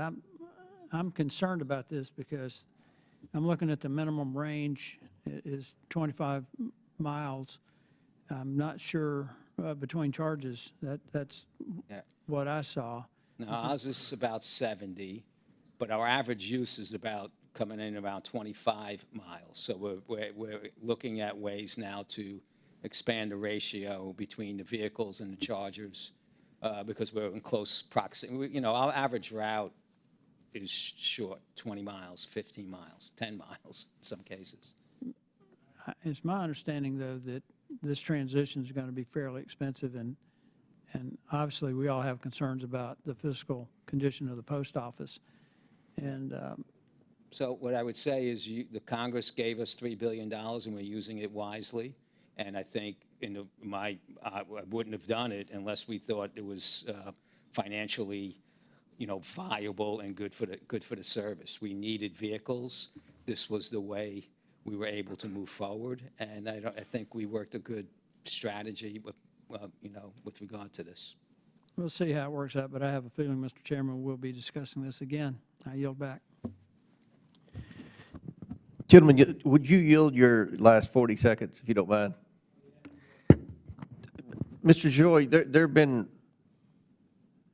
reports about, the new administration clawing back unspent COVID funds and things like that. Where are we with the funds that were allocated in the postal reform bill that passed this committee in a bipartisan way? And then there were two pots of money I'm curious about, the pot with the postal reform bill and the pot where it had the money in the infrastructure bill for the electric vehicles. Where are we on that? So we'll start with the electric vehicles. That was legislation that was passed. In the Infrastructure IRA. It was bill. given to us. We have that money, and we've made commitments against that money to buy vehicles. We have and to. What percent have you spent? I know you can't spend it all at once Not because they all, don't but I make have to enough get back electric to you, but vehicles. I would say so there's commitment in terms of plan commitment. That's all spent because that's how, and then there's commitment in terms of contract commitment. There you which go. is some percentage I'd have to get back. Let us know that. Okay, but All right. with regard to the other one, I'd like to, the postal reform adjustment that was made, there was no cash in that. That was strictly the reversal of the pre-funding Right. Okay. thing that Very good point. okay? All right. Chair recognizes Mr. Kristamorte from Illinois. Thank you, Mr. Chair, and thank you, Mr. DeJoy, for your service.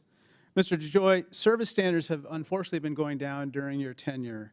According to your own performance report for this quarter, I am holding this up. It says, national single-piece first-class mail, two-day performance was 85.9% on time, which is a 4.9-point decrease over the same period last year. That's what this quarterly report says, right? Yeah, I don't remember exactly, but if you say so, yes. Yes, sir. And the price of a stamp was 55 cents in 2020, right? Yeah. And the price of a stamp today is 73 cents, correct? Correct. Okay, so we've seen now 6 increases during your time in office. And what bothers me and what some other people have pointed out is not only has the price of stamps gone up so much, these forever stamps have now gone up 6 times during your tenure. That's 46% during a time when you say that inflation has gone up 20%. Something else has gone up, and that's your compensation, sir. Your total compensation was almost $481,000 in your first full year of pay in 2021, and your total compensation in 2024 is $561,000 all in, a 17% increase. Isn't that right? I have no idea. It's right here in your Okay. compensation table, in your study it. USPS report. You pay more attention to it than I do. I doubt that, but let's take a look at this. I promise During you your that. tenure, sir, you have received over $2.1 million in compensation. $2.1 million in compensation just during your tenure. So what bothers me is this. During your tenure, service standards have gone down. Affordability of mail has gone down. Your compensation has gone way, way, way up. And that's deeply, deeply troubling. Let me turn your attention to another issue, which my constituents bring this up to me all the time. Mr. DeJoy, when the mail is not delivered, for whatever reason, you're aware that letter carriers are required to complete a, quote, undelivered mail report, correct? Yes. Let me show you some of the undelivered mail reports that have come to our attention. This first one says, instructed to leave mail behind. Isn't that what it says? I can't see that far. Would you like us to I'll bring it take up your to you? word for it. I'll take Okay. your word for it. Let me show you another undelivered mail report. The report says, instructed to leave mail hundreds of flats. That's what this report says, right? If you say so, I agree. Let me show you another undelivered mail report. Instructed to leave mail behind by management. And then let me show you a fourth undelivered mail report that came to our attention. Do you see this? At the very bottom it says, quote, "Delivering for America, exclamation point, question mark, laughable." Isn't that what it's saying? That's what you're saying, so I'll take your word for it. Let me show you some images and pictures that came to us, which is highly unusual. We never received these things, but we received it recently. This is what election week looked like in Des Plaines, Illinois' post office with mail that was left behind. Election week. That's a mess. Let's show you another picture. Palatine, Illinois. This is in my district. Parcels piled on high. This is a complete mess and completely unacceptable. So do This you is think not this is delivering new for to America. my This tenure, is sir? Do This you think is this is leaving new to mail my behind tenure? for America. Do you think this did not exist before I got here? This is during your tenure, sir. Let me ask you about a last topic. Are you familiar with, have you walked the halls of Cannon where they show the pieces of art from the high school art competition? No. Okay. When you walk the hall it's called the Cannon Tunnel, there are pieces of artwork that are hung there. All of us pick through the high school art competition a winner and display their artwork for everyone to see. It's one of our biggest sources of pride, for me at least, and I suspect for a lot of my colleagues. Recently, we had a winner declared in my district, and my district office took the art and sent it by priority mail through the U.S. mail, and it was lost in the mail. It was lost in the mail, sir. It was one of the most challenging conversations we've ever had with a constituent. A young teenager who worked her heart out creating a piece of art, and we had to tell her, "We're so sorry. The USPS lost your art in the mail." Sir, this is just one story out of numerous stories in my district of people losing mail or having their mail delayed. That includes medications, that includes Social Security bills, that includes small business payments. Service standards keep going down, sir. Unfortunately, the forever stamps, the cost of them keep going up forever. And the losses and the salaries and compensation are piling up. When you say in this report, delivering for America is working, I respectfully submit you're oblivious to public opinion. Delivering America is not working, and it needs to be returned to sender. Thank you, sir. What would be the alternative you would offer right now? May I answer the question? Sure. I think you got to live up to the service standards that the American public expects of you. Those are the service standards that you publish, that you keep lowering on this piece of paper here. This is a joke. It says here, pre-sort overnight delivery of first-class flats. The standard is 95% on time for 2024. This year, it's gone to 80%. That is ridiculous. That's not overnight mail anymore. That's kind of overnight. It might be two-night, three-night. It might be never at this point. Those standards would not. That's unacceptable. That is not an accurate comparison. Pre-sort mail is not at 80%. It's right here. Well, I don't know what you got then. Maybe I take back everything I said I agreed to. First-class flats, overnight, 95% is the target on-time delivery for fiscal year 2024. Do you not agree with that? Do you disagree with that? I don't remember. So I'll say okay. Okay. This is your enclosure from this latest report, fiscal year 25 market dominant performance targets.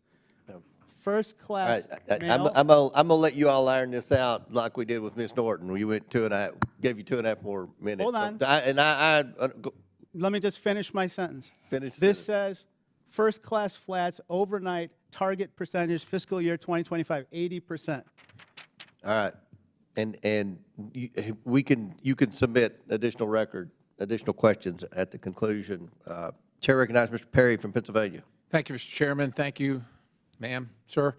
I'll give you an action item. I know that you got a lot of places, but I got a call from one of my bosses yesterday. He went to the Dairy Street in Harrisburg Post Office to buy a roll of stamps, 100 stamps, and he was told, we don't have any. Now, that's one of the money-making, I think, portions of your business. I think we can agree. Is that something that's endemic? Is that something that, is that associated with personnel issues, or is you're not able to produce them enough, or is that just a one-off? What do you know about? I mean, I got to answer my boss here. I have not heard that before. So You have or have not? I have not. Okay. So I'll look into it. Please check for me. I want to talk to you. I know there's been a lot made of this EV purchase, and according to, I think, the Postal Museum, your current cost for a traditional, what I'll call traditional vehicle, is $11,651, and the cost for the electric vehicle is $59,000. So that's a $47,000 increase, or at 66,000 vehicles, $125 million. Now, this is probably your opportunity to tell us. That was the cost in 1987 when we bought them. Is that, what's that? That was the cost in 1987 when we bought the LLVs. Okay, so that's what the museum says, right? So I'll take your word for it, right? And I'm sure since 1987 it's gone up. My bigger question is this, and this might be your opportunity to be critical of this place, of Congress. I think you stated that the subsidy from the IRA is what makes the cost of the EV, it makes it worth the effort, charging, et cetera, making the change, the additional cost, and so on and so forth. Is that, can you quantify that? What is the subsidy, if you will, provided for each vehicle that the post office procures? Well, I think once in place in our particular route system we have 300,000. Yeah, sir, I get that you've kind of done the numbers, but that portends to me that you know the numbers. So what is the subsidy? You've done look, this has been your business even when you were in the private sector to a certain extent, right? So do you have a number? What does that look like? Because with all due respect, I guess, to a certain extent, Congress is either mandating or incentivizing the purchase, but the American people are paying for it, whether they buy stamps or whether they pay their taxes. So I'm trying to discern what that cost is. You gave us money for us to pursue a certain initiative. Yeah. I needed vehicles, right? So we had $1.9 billion. I purchased enough vehicles to deploy an infrastructure for $1.9 billion. Okay, then I had $1.2 billion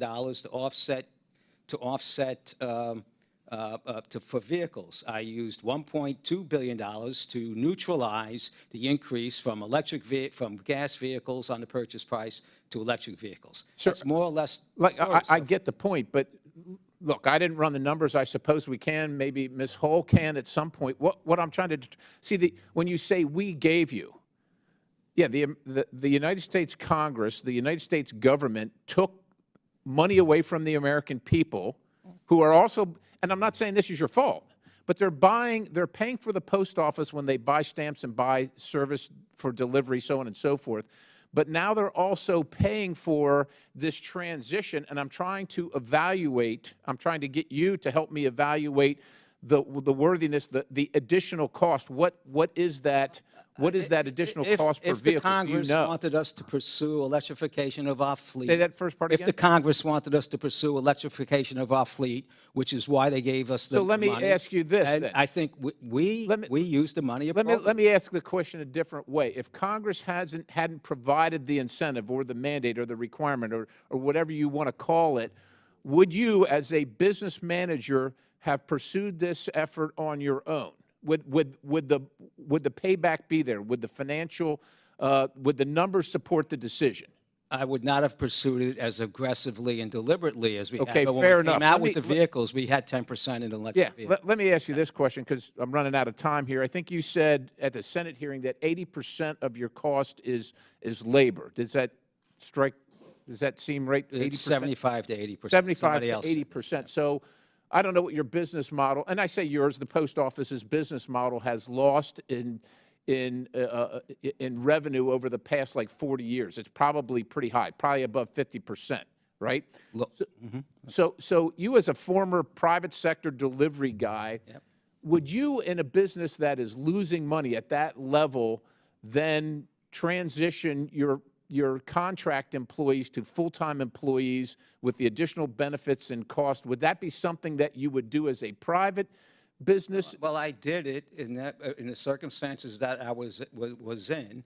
There was, I had You did it now, sir, or you did it then? I did it well, I would make the business decisions that I need to make, looking at all the elements of the situation that I am in. And that is what, in fact, I did. I did not just put 100,000 people on the payroll. I have 20,000 people less than when I walked in the door. I'm burning 45 million hours less than when we got. I understand you have less I have to hire employees, but you have more 200,000 full-time people. employees with all the benefits and the 45,000 people a associated year. costs, and that's the point, sir. What's that? I understand you're trying to manage this, but I don't think in any other industry, look, I ran a business too. When I was hemorrhaging money isn't the time I went out and hired people because I couldn't afford to pay them. With that, Mr. Chairman, I yield. I came here during the pandemic. I need to deliver mail to 167 million addresses. I couldn't hire people. I compete with Amazon, UPS, and FedEx, right? All of it does. It doesn't reside with me. The place was a mess when I got here. So, sir, if you could enumerate what could be done differently here to help you, that would be helpful to us. I yield. Chair recognizes Ms. Brown. Wow. Thank you, Mr. Chairman. And I truly thank the Postmaster General for being here today. The Postal Service is critical to the well-being of economic success and peace of mind for people across America.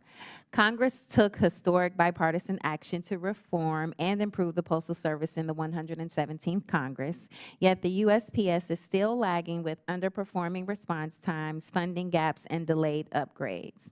As it has been repeatedly stated, according to the Postal Service's own data, the on-time delivery rate in some areas in my district is barely hitting 70%. These are historically low service standards and far below the expected and promised rate of 95%, and I think we can all agree that this is unacceptable. And as we all know, poor performance disproportionately impacts low-income communities, which is also alarming. As you know, the holiday season is referred to as peak season. The surge in mail, cards, and packages for people across the country make for an understandably busy time for the USPS, but also a predictable one. So last month, the Office of Inspector General issued an audit report identifying potential risk and evaluating the Postal Service preparedness for this year's peak season. And 2024 might be the biggest year ever for holiday mail deliveries. Black Friday had its biggest online year on record, and all those packages and products are now making their way through the mail system. This, of course, complicates efforts to deliver the everyday mail people rely on for their health and economic security. These critical and life-saving deliveries do not stop during the winter months. In fact, they are more vital than ever. So, Postmaster DeJoy, how are you balancing the holiday surge with routine essential deliveries? Thank you for your question, Congresswoman. We have added a significant amount of processing capability around the country with conveyor systems and new plant openings, throughout the nations. We also have redefined our transportation methodologies and practices, adding significant carrier base across the nation. We also do this because of our stabilization efforts within our staffing. We did not have to add. We were adding 50,000 people a season when I got here. We added about 7,000 this year. So we are moving product throughout the country in a line. My position on the service standards are they're not.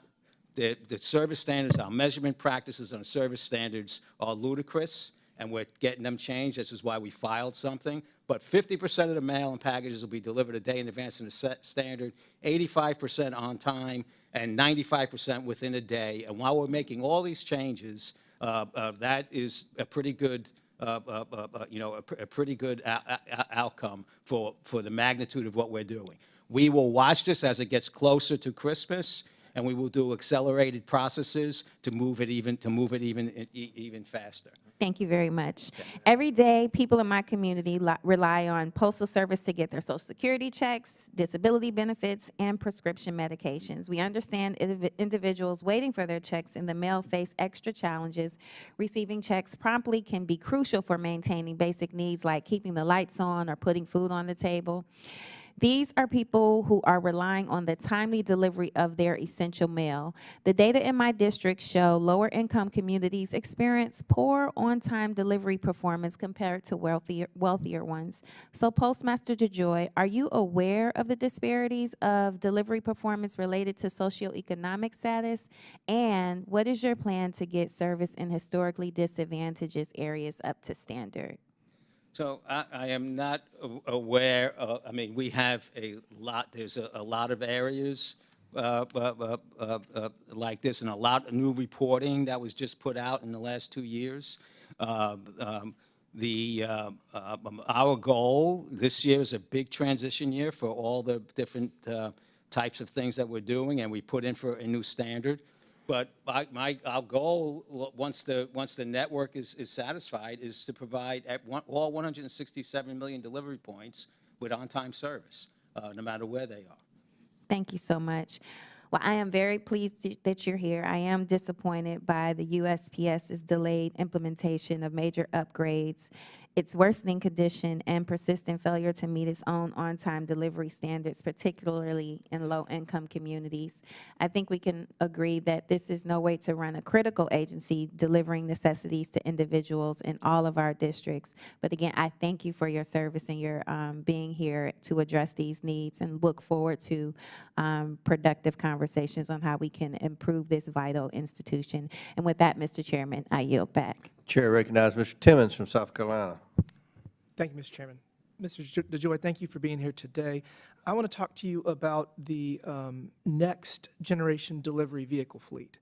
I represent Greenville and Spartanburg, South Carolina. Oshkosh has decided to manufacture tens of thousands of NGDVs in my district, and there was recent media reporting that the incoming administration may cancel the contract. And I want to walk through that because I think that the media report was inaccurate, and I think a very reasonable policy is on the horizon that I'm actually excited about. So the original contract was entered into in March of 2022, and the initial order was 50,000 NGDVs in a mix of 90% internal combustion engine and 10% battery electric vehicle. Is that correct? I'm not sure the exact date, but yeah, that was the split. Generally. Yeah, and how did you come up with the 90-10 ratio of internal combustion to electric vehicles? We needed the design, and the acquisition had been on the table for 6 or 7 years. Okay, so why was it changed in February of 23 to go to 70% electric vehicles to 30% combustion engine? 6 years prior to my being here, the acquisition of a next generation vehicle was on the table. Okay, I came here. We needed vehicles. I pushed to I worked with the board, and the purchasing people made the selection. I pushed to move forward, of which 90% we ordered the 50,000 vehicles. And we said, let's dip our toe and look at what electric vehicles will do for us. So you made a business decision to go 90-10. With the board, we made a business decision. That was probably a good decision at the time, right? Right. So why did Congress then force you to switch that to 70-30? Well, we had about 500 lawsuits. In order to buy vehicles, I have to go through a whole bunch of different, I have to file an SEIS report, I have to go through the EPA, I have to go through all the state stuff, so on and so forth. So it was against your business judgment to deviate from the 90% internal combustion engine and 10% electric vehicle, and you completely flipped to 70-30 electric vehicle to combustion engine. Why did that happen? I didn't completely flip. It was a process that went on over a number of months, dealing with all the different activities we had, and eventually, I would not be at this particular point in time if you didn't give us the $3 billion. Okay, so if we switch back to 90% combustion engine, and we fulfill the order, will that meet your business judgment, and will that allow you to deliver mail? Will it allow me to deliver mail? Will it achieve the objective of getting you new vehicles? Okay, let's put it this way. I think we are down this path. It's a good path. I've talked to Oshkosh. They can switch back to 90-10. They don't care. So if we, I don't want to discuss my contracts here. okay, well, I care about jobs in my district, and I want to make sure that you get the new vehicles that you need. And I guess I helped you out here. And, oh, yeah, well, but this is the thing. I don't want to throw the baby out with the bathwater. You need new vehicles, and there's no reason that we should spend $1 billion plus more dollars to impose a Green New Deal mandate on the post office. So we're going to work to switch back to what was your best business judgment, 90% combustion engine, 10% electric vehicles, and we're going to work with business judgment at the time with where what changed in 10 months? Well, a lot has changed in 10 months with regard to the nation's initiative to the to electrification, through other initiatives that we have with regard to carbon burning. We're a carbon burning pig, right? We run around the country. All right. Okay, let's put it this way. If the incoming Trump administration wants to switch back to 90% combustion engines, can they do that through executive action? I have my plan. Then we're proceeding with the plan that we have, unless something. Unless you receive direction from Congress and the executive branch, because you're going to get it. Direction is, I always get direction, right? It has to be legislation. Okay. Does it have, was it legislatively mandated to switch from 90% combustion engine, 10% electric vehicle to 70% battery, 30%? I was given $3 billion, and I worked a process and a methodology. When were you given $3 billion? In the Inflation Reduction Act? Yes. Okay. I don't think any American believes that reduced inflation, and that money needs to go back to addressing our debt and our deficit, and we can't spend recklessly. You shouldn't have passed it, sir. I didn't vote for it. I can promise you that. You shouldn't have passed it. And guess what? Congress is about to fix it. So I look forward to working with the incoming Trump administration to right this ship and to be good stewards of taxpayer dollars. They are out of balance, and I want to protect the environment as much as anybody, but we got $36 trillion in debt. We run a $2 trillion deficit. This is reckless, and we need to be competitive in the global economy, and we can't do that if we spend money we don't have.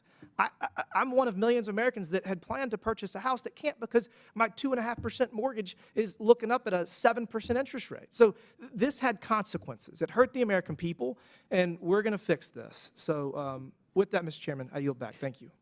Gentleman yields back. Chair recognizes Mr. Kassar from Texas. Good afternoon, Mr. DeJoy. In August of last year, I sent you a letter signed by 76 members of Congress asking for the Postal Service to proactively implement OSHA's proposed rule that would protect workers from the extreme heat. And the response was you declined. And that's frustrating and confusing to me. So that's some of the questions I want to ask you about today. Being a congressman from Texas, my letter carriers talk about being able to fry an egg in their unair-conditioned vehicles on a hot day. Coming from labor before I was an elected official, part of my job, tragically, was to organize funerals and memorials for workers that work in the outdoors in places like Texas that when they get denied a water break or overstress in the heat can get hurt or die. The proposed OSHA rule, to be clear, would apply to most of the private industry and to the Postal Service, and it's pretty simple. It would just require that when the temperature gets above 90 degrees, workers are able to take a 15-minute break every couple hours and have water readily available to them. We know how important this kind of protection would be for postal workers on any given day. We know that people like Eugene Gates, who was a a longtime Postal Service employee, longtime letter carrier, tragically lost his life due to heat stroke, carrying mail in Texas in the 104-degree heat last year. Also the case for Wendy Johnson, a USPS worker in North Carolina who lost her life inside of a metal USPS truck in 95-degree heat just this last year. And that's just two of over 170,000 American workers who are injured and killed because of heat stress on any given year. You could have agreed to use the proposed Department of Labor rule that's gone under extensive review, but instead you declined any voluntary changes. Essentially, the letter said that OSHA would have to force the USPS to do this kind of protection for USPS workers. So I would like an explanation to it, but then my first question for you is also in your response, you said the Postal Service already has a heat prevention plan for workers and says in the letter, quote, that it is recognized as extremely successful. The current USPS plan has a mandatory annual heat illness training for workers, which is supposed to allow letter carriers to take breaks to cool down from the heat. But last year, the press investigated and reported that there were thousands of letter carriers across at least 10 states who didn't receive the training, but they were, and they found fake records saying the Postal Service had provided that training. So do you think I've summed this up appropriately, Mr. DeJoy, or do you have concerns about what you've heard about in the press about the fake records about heat protection for workers? And can you talk to me a little bit about what steps y'all are taking? We don't believe that the records were fake. They were batch loaded. Instead of individually loaded. So we think the press report was inaccurate. Was my briefing on that situation. With regard to the OSHA, it's something that's in process and being studied. We have our own program, which has been here for decades and has been reviewed and negotiated, and with the involvement of our unions and so forth, and it's recognized as a good program. If the OSHA plan comes out and gets approved, we'll evaluate aspects of that and maybe incorporate it into our plan. So certainly we have many carriers that go out in heat, in areas of heat, and we have these unfortunate issues, often where people have underlying health issues that have this unfortunate outcome that we have. But we feel getting new vehicles with air conditioning in them will be a big help. We're pushing to do that. But we'll study the plan. But at the end of the day, we have a lot of things, and a lot of things that have been around for a long time. Understood, Mr. DeJoy. A lot to change. And I think amongst all of those things, we know that the lives and health and safety, including of your employees with underlying health conditions, which of course is so many Americans, should be of tantamount importance. And so whether or not this Politico investigation across multiple states showed falsified heat records or not, I hope that you'll reconsider this decision, because some places in Texas aren't going to get the new vehicles for years. Yeah. And that's if members on the other side of the aisle don't try to defund those vehicles. And so I hope you will take a look, with worsening summers, with 2 of your own employees having died here, that we take this really seriously and you reconsider, because I can tell you right now that if I was sitting on that side of the desk, I would raise my hand and swear an oath that I'd spoken with your own employees who've told me they've been reprimanded for going off route to get a drink of water, that they've gotten in trouble for trying to take a break. And whether or not that's your intention, I hope that you really look into it and do everything you can. I know that it's not your intention, to be clear. I know it's not your intention, but I hope that you do something about it. Honestly, it would really, really make a big difference. Chairman, I yield back. Chair recognizes Mr. Higgins from Louisiana. Thank you, Mr. Chairman. Thank you, Mr. Chairman. Mr. DeJoy, welcome back before Congress. My goodness.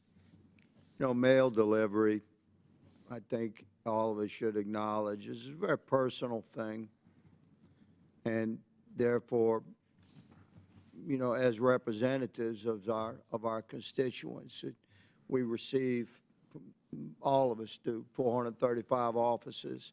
We receive the most heartfelt messages from our constituents with very personal interactions with their post office and their mail carrier, and we take those communications seriously. And I have to say, good sir, that you have been strong, man. 4.5 years on a thankless job, appearing before Congress, and attack from both sides of the aisle. I don't know if that's good or bad, but it's certainly consistent when it comes to Mr. DeJoy appearing before committees of Congress in both chambers, the House and the Senate. So referencing my acknowledgement that mail delivery is a very personal interaction with the federal government. Would you agree with that, Mr. DeJoy, historically?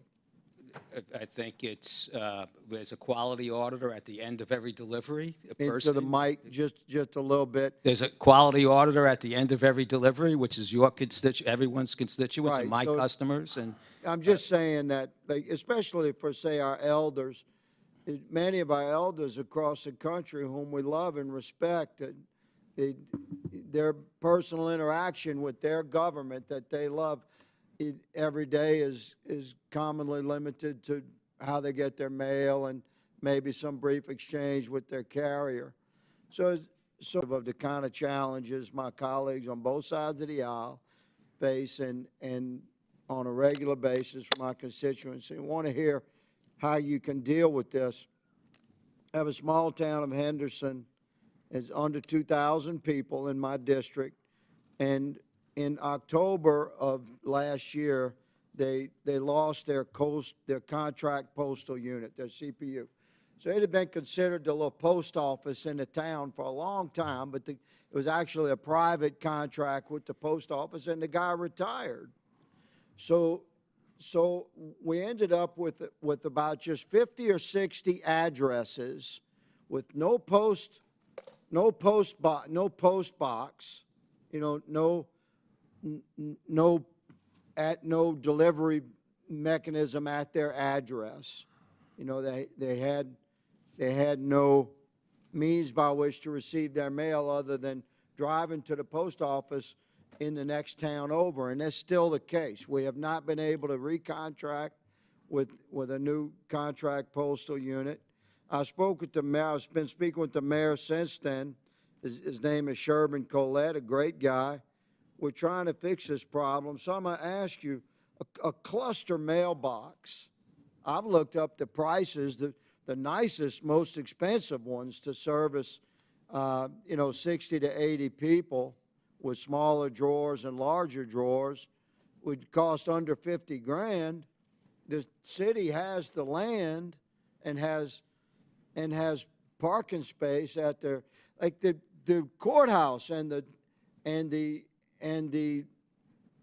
city the city services there are not have, they don't have postal service. They have to drive to the next town. Can't we just solve this simple problem by having a cluster mailbox installed in Little Henderson, USA, and reassure America that you're willing to fix the small things?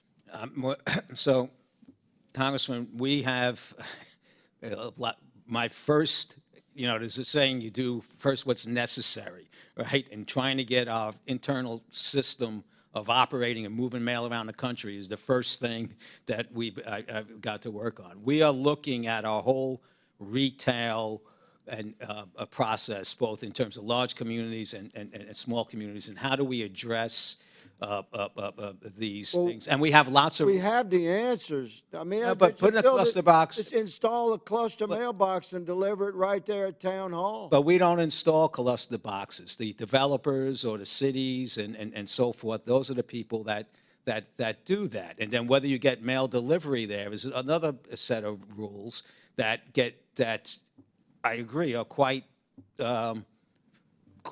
specific. So I'm going to yield. My time has expired, but Mr. DeJoy, I will look into this. commitment to Is just work it with my Henderson? office. Henderson, you said? Henderson, Louisiana. Henderson. It's 50 or 60 Americans that can't get their mail, especially my elders I'm concerned about. They have to drive an entire town over to that post office. Seems like we should be able to fix that in a year in over a year. I'm looking forward to working with your office personally. Let's just resolve that issue. Mr. Chairman, I yield. Gentleman yields back. Chair recognizes Ms. Lee from Pennsylvania. Thank you, Mr. Chair. I think it can't be overstated how vital the Postal Service is to this country. It's the only mail delivery service that reaches every single address in the United States.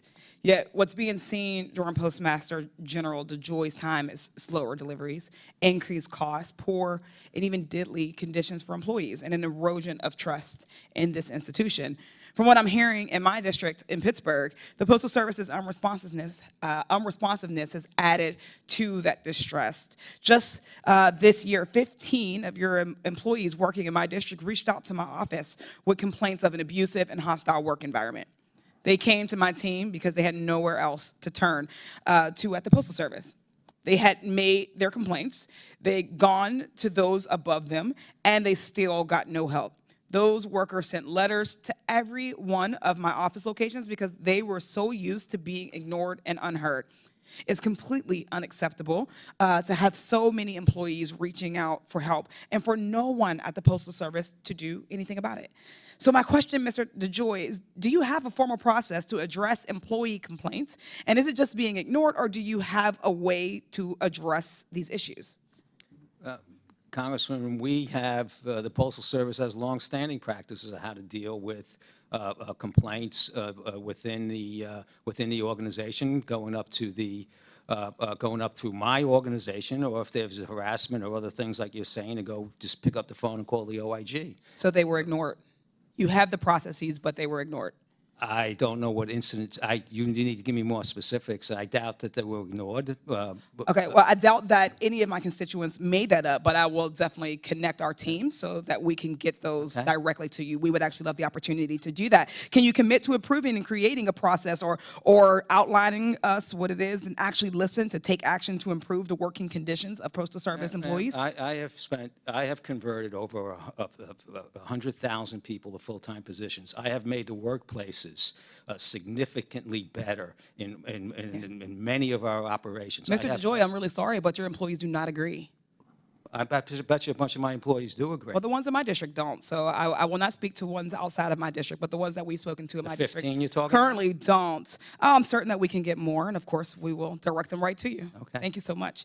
Another issue from my district, not of those 15, involves a local tax collector, a job that's an important local government function and relies on timely and accurate mail delivery. Not getting those bills on time or at all can mean late fees or missing out on pay early discounts. One of the problems is mail that's coming back is undeliverable, yet this person didn't get the return to sender until a year later, way past the time needed to catch and fix this issue. So to be clear, something would be mailed out. It would not be returned to sender within a year, so long outside of the window that they could remedy any of the issues for a incorrect address or whatever. Can you explain how it would take over a year to receive a return to sender piece of mail? If there are processes that we have that are manual processes that have, tens of millions of pieces of mail going through, and there is a reliability rate that's not 100%. So that could happen, and it can get stuck in a casing or in a mailbox, or in a machine or something like that. Thank you. So this constituent has complained to the Postal Service multiple times about both the return time and the undeliverable addresses themselves. My office has also brought the problem to both the local and federal level Postal Service offices, and it still hasn't improved. The most recent response from the Postal Service is that they consider the problem solved because they no longer received any complaints. Do you know why they aren't receiving the complaints anymore? In order to make a complaint, the constituent has to speak to a manager. Yet every time she goes to the office, no manager can be found. Mr. DeJoy, why is there no follow-up process for customer complaints to make sure a problem has actually been solved? Well, we do have significant follow-up for customer complaints. We have over 3,000 people in our call centers. We have, people within our retail centers, our 31,000 retail centers for methodologies to file complaints. So just to be clear, is it just a difficult process? And is it intentionally difficult to just pretend that the problems have been solved or don't exist? Because again, they're marking these as no longer being a problem or considered solved because they're no longer able to complain. Well, we do have mistakes made, and we do have people that don't do their jobs effectively, right? But I don't Yes, I think there are people who maybe don't. As does any organization of our Certainly. size. Thank you so much. I'm reclaiming that client, but I just wanted to say the Postal Service is not going to improve its major problems until they actually listen to their customers and their employees. Right now, it's clear that you're not doing that. It's unacceptable that such a vital part of our country function has become so unreliable and controversial. They need to do better for the American people. I thank you so much for your time, and I yield back. And I disagree with your premise. Gentlelady yields back. I'll recognize myself now for my questions. Postmaster DeJoy, we hear, everybody has ideas on how to make the Postal Service better. My concern, as you know, is the hemorrhaging of cash. As I said in my opening statement, I appreciate the fact that you were willing to take this job on. I appreciate the fact that you have a plan and you're trying to implement that plan. That's what we want. That's what we want with DOGE. That's what the American people want. They want people trying to make government more efficient. I think you're trying to do that. When we talk about efficiency, especially members on this side of the aisle, we think of privatization, and you'll have people say, oh, we should privatize the post office. The problem with that is nobody wants to deliver the mail to every house in America 6 days a week and to operate all those retail postal facilities. There's no private company in the world that wants that. So a lot of my friends in my party need to realize that. There's no private company that wants to do that. But there are private companies that are interested in mail sorting. There are private companies that are interested, which is where I think a lot of the problems are. From people on both sides of the aisle, there's issues with mail getting lost and mail, sorting the mail. Are you open to any type of privatization, any type of pilot projects or anything like that with different facets of the Postal Service? I know we privatize the logistics of the mail, but are there other areas of privatization that you would be open to, partnerships and things like that? So first of all, with Congress and administration asked me to have a discussion about initiatives, as I did in the first administration when I came in, and the next administration that came in, and this administration, and all the Congresses, I will work with you to understand what it is that you want us to consider, and I will work very hard to either identify that we could do it or to say that it's just not going to work for us. Let me say, when I came in, we had 500 different places with contractors, our people, and so forth, doing random things, okay, in terms of how to process that. I have to get that down to 225 fully functional operations with high precision. I think I can do that, okay? But we have a lot of rules and a lot of critique and resistance. I just want to move 5% of the local canceled mail, 5% of the mail from 60 locations into a major sorting centers close by, so we can handle that. I had like 20 senators stop me. Right, I understand. I had I know, they all called me. They all called me. Senators calling me about what mail machine I was moving out of a plant. Right, and I know that. Believe me, I know that. I can't go to the bathroom without a senator or representative stopping me and giving me a postal horror story.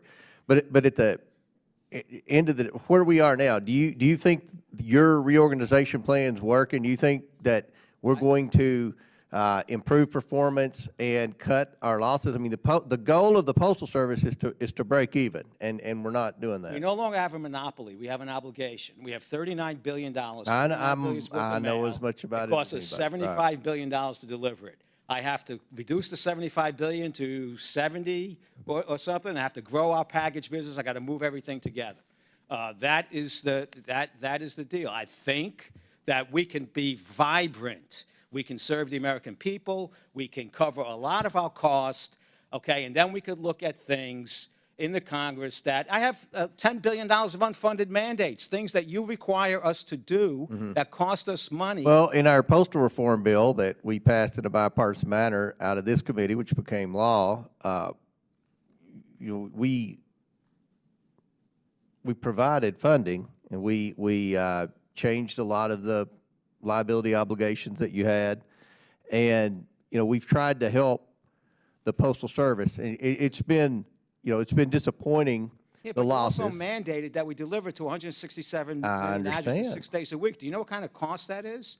Mandating, I do, legislating but again, if there's a way that we can make this thing break even, if there's something legislatively that we can do, I'm more than willing to try to help with that. But, the days of bailouts and handouts are over. I mean, the American people spoke loud and clear. And, as I said, I jumped in on Mr. Palmer's questions.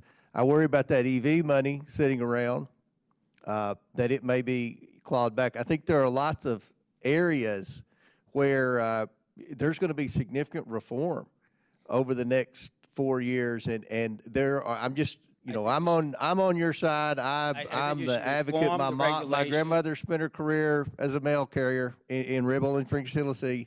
I am on the side of the post office, but I'm telling you, there are lots of ideas that I don't know whether they'd be advantageous or not to the Postal Service, but there are a lot of ideas out there about significant changes, and I hope that you're given an opportunity to implement these reforms. The problem is with the losses, and I'm over. I gave Mr. Raskin 2.5 minutes extra, and I'm going to ask one more question to the Inspector General. Ms. Hull, in light of the losses this year and projected losses next year, does the Office of Inspector General have any ideas or solutions as to how we can limit the losses or even get to the objective of trying to break even?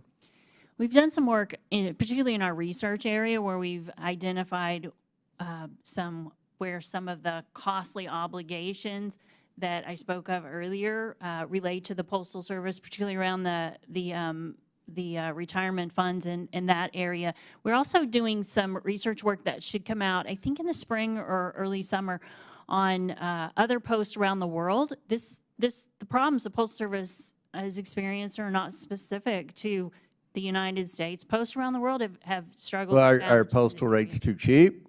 Is that anything that you thought about? I mean, are they too expensive, and that's limiting the I mean, these are questions you all need to look into if you haven't. Yeah, we did. And if an obligation for retirement, obviously that's a huge expense, a huge liability.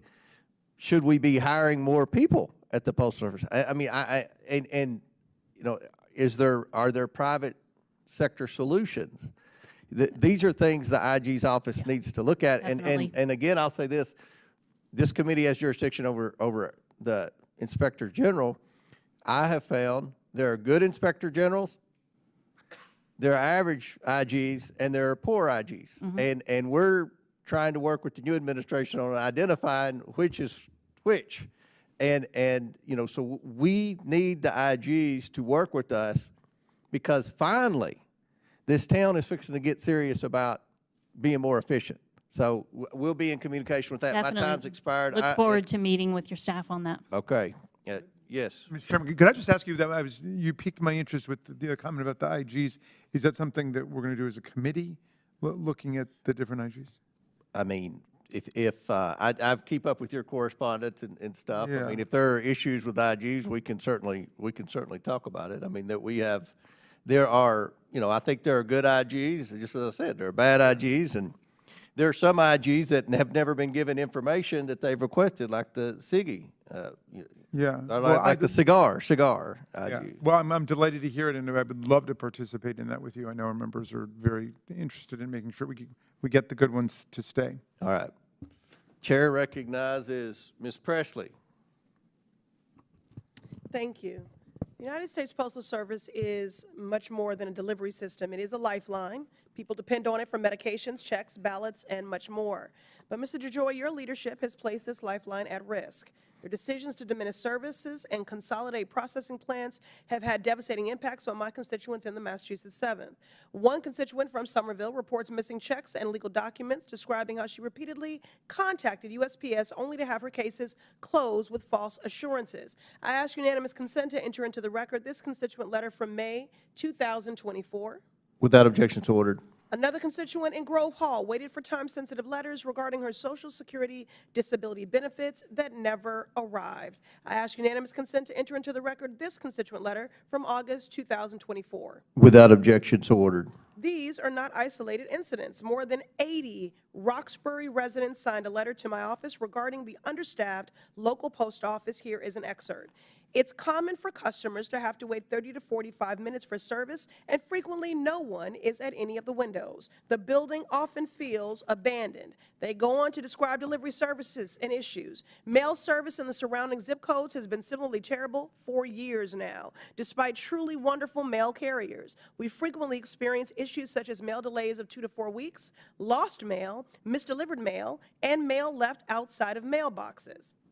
One constituent even reported being unable to pay their rent due to the delivery of a late Social Security check. I ask unanimous consent to enter into the record this constituent letter from April 2024. Without objection, so ordered.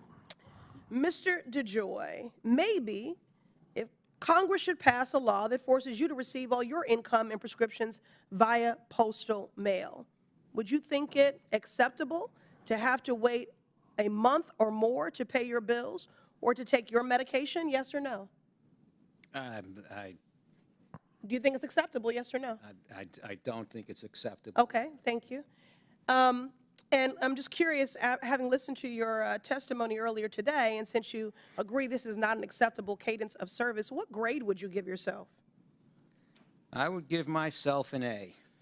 Okay, I vigorously disagree with that assessment. I knew you would. I would certainly give you a failing grade. What immediate actions will you take to restore reliable services in communities like Roxbury, Grove Hall, and Hyde Park, and Somerville in my district? Well, in terms of general actions, it's the same actions and efforts that I have taken since I walked in the door here 4 years ago to try and improve the Postal Service.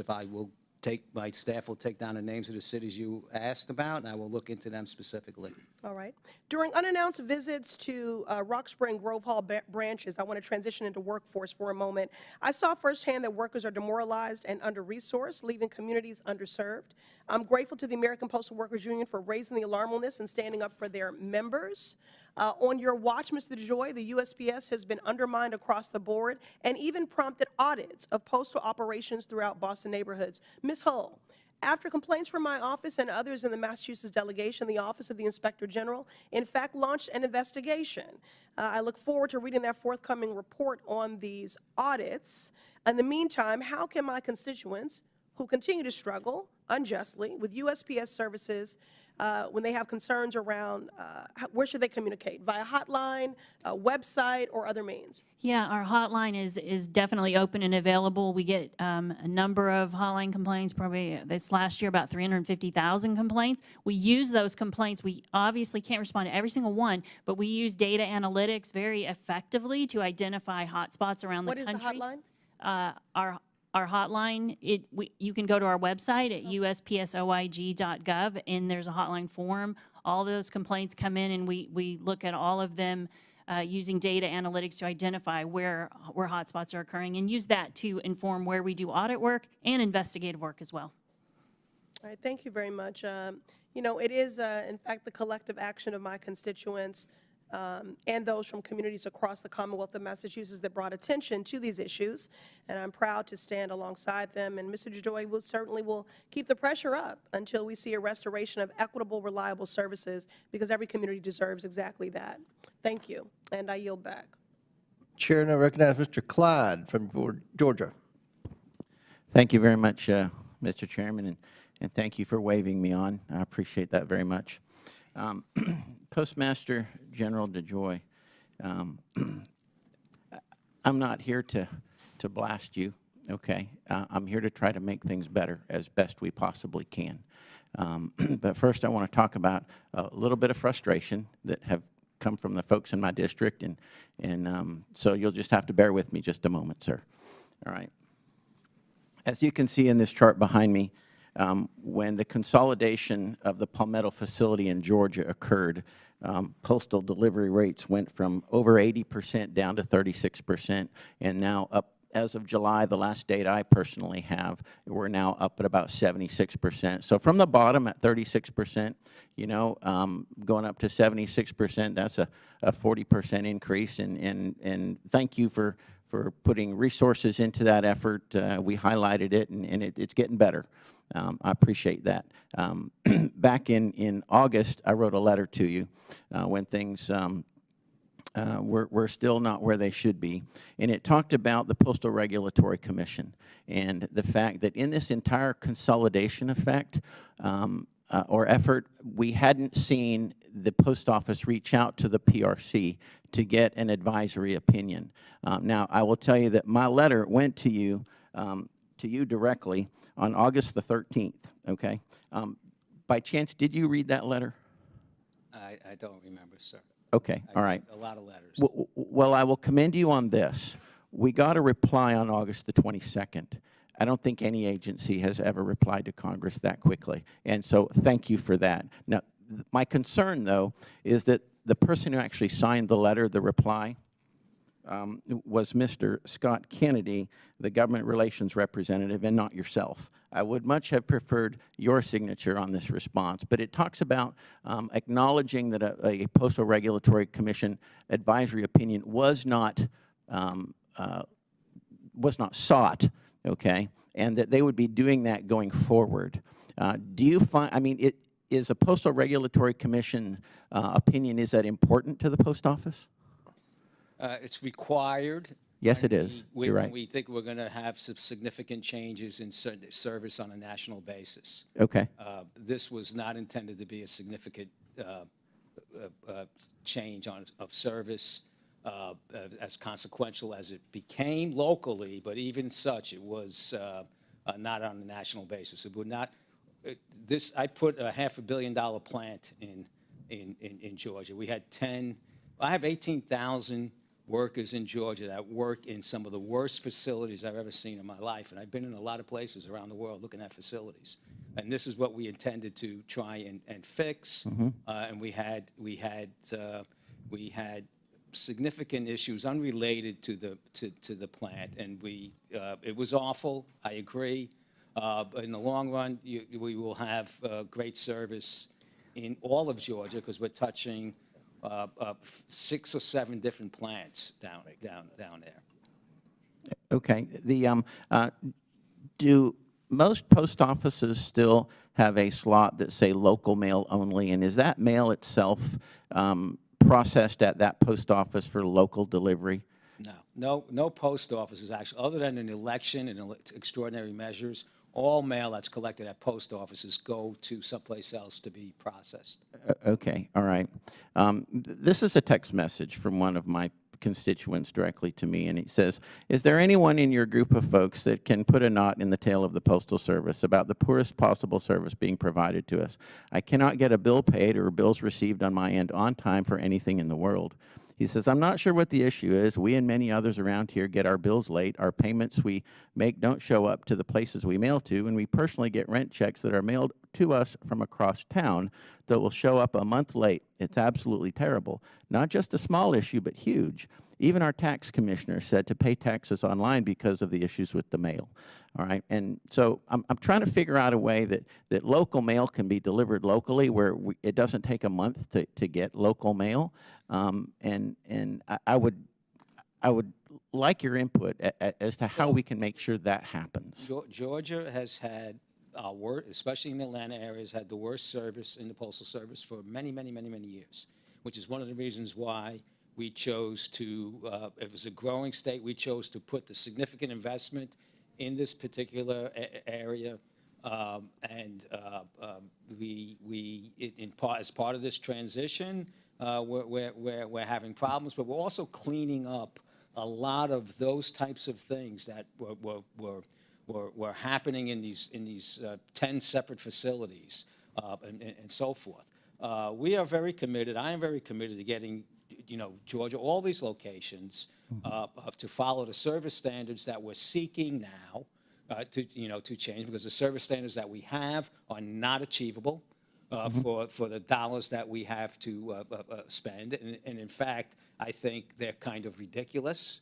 We're making requests that will, and my expectation is that we will have reliable mail service in the area, and we will also have improved retail operations with expanded services in the retail centers that we have, throughout the nation. This is a big makeover, both not only in terms of facilities and infrastructure, in terms of schedules and how we route mail and so forth, and even in the expectations of our people. We did things very randomly. Now we're asking everyone to work a specific function in a specific manner, to a specific schedule, to a specific productivity rate. That is a big change to put on an organization. Well, thank you for that. I personally visited the Postal Center in Palmetto, and I saw the plan of all the various different multiple postal offices or postal buildings consolidated into one. But look forward to working with the Postal Service to make sure that it meets that statutory requirement up here of 93%. Thank you, sir. And I yield back. Gentleman's time's expired. Chair recognizes Ms. Crockett from Texas. Thank you, Mr. Chair. I want to talk about CARS, cons, concepts of a plan, and compensation. I'm going to actually start with the cons. There has been mention of DOGE and how that is going to come into play. And I'm curious to know, just yes or no, Inspector General Hull, quick question. Have you found that if the post office was to cut its workforce by 75%, that would somehow fix all of the problems within the post office? Yes or no? No, we've not done any work in that area like that. Thank you. Postmaster DeJoy, are you anticipating that a 75% cut in your workforce would solve all of the problems of the post office? Yes or no? No. Okay. So it's interesting because my colleagues seem to be so excited because there's a new sheriff in town, and the co-sheriffs of the DOGE committee, more specifically, Mr. Ramaswamy, has actually proposed cutting 75% of our federal workforce to try to rein in some of the spending. Now, I want to talk about CARS because CARS have been discussed a lot as well as it relates to spending. And I want to know from you, Postmaster General, can you tell me approximately what is the lifespan of one of your postal vehicles? So, and I know you have various vehicles, Yeah. so let me just say the letter carrier vehicles that they drive. Letter carriers have a few different vehicles. Commercial off-the-shelf vehicles will last us 6-7 years. Okay. The special purpose built vehicles that we had, the LLVs that we had were supposed to last 20. We're using them 30. Our new vehicles that we're buying, a special purpose vehicle, we expect to last longer than 20 years or longer. Okay. So as we are comparing the various costs, and there's been a lot of conversation about the fact that there are electric vehicles, and it's my understanding that the electric vehicles are the ones that now have air conditioning, correct? All the vehicles now have air Okay. conditioning, but yes. You know, earlier it was brought up, and the reason that I care so deeply about the vehicle situation is that my constituent, Eugene Gates, was brought up earlier, who lost his life. This was somebody who did not need extra hours of training on how to properly hydrate because this was someone who dedicated almost 40 years of his life to the post office. The reality is that the working conditions were not working. That's just the reality. This is someone who had done this job for so long.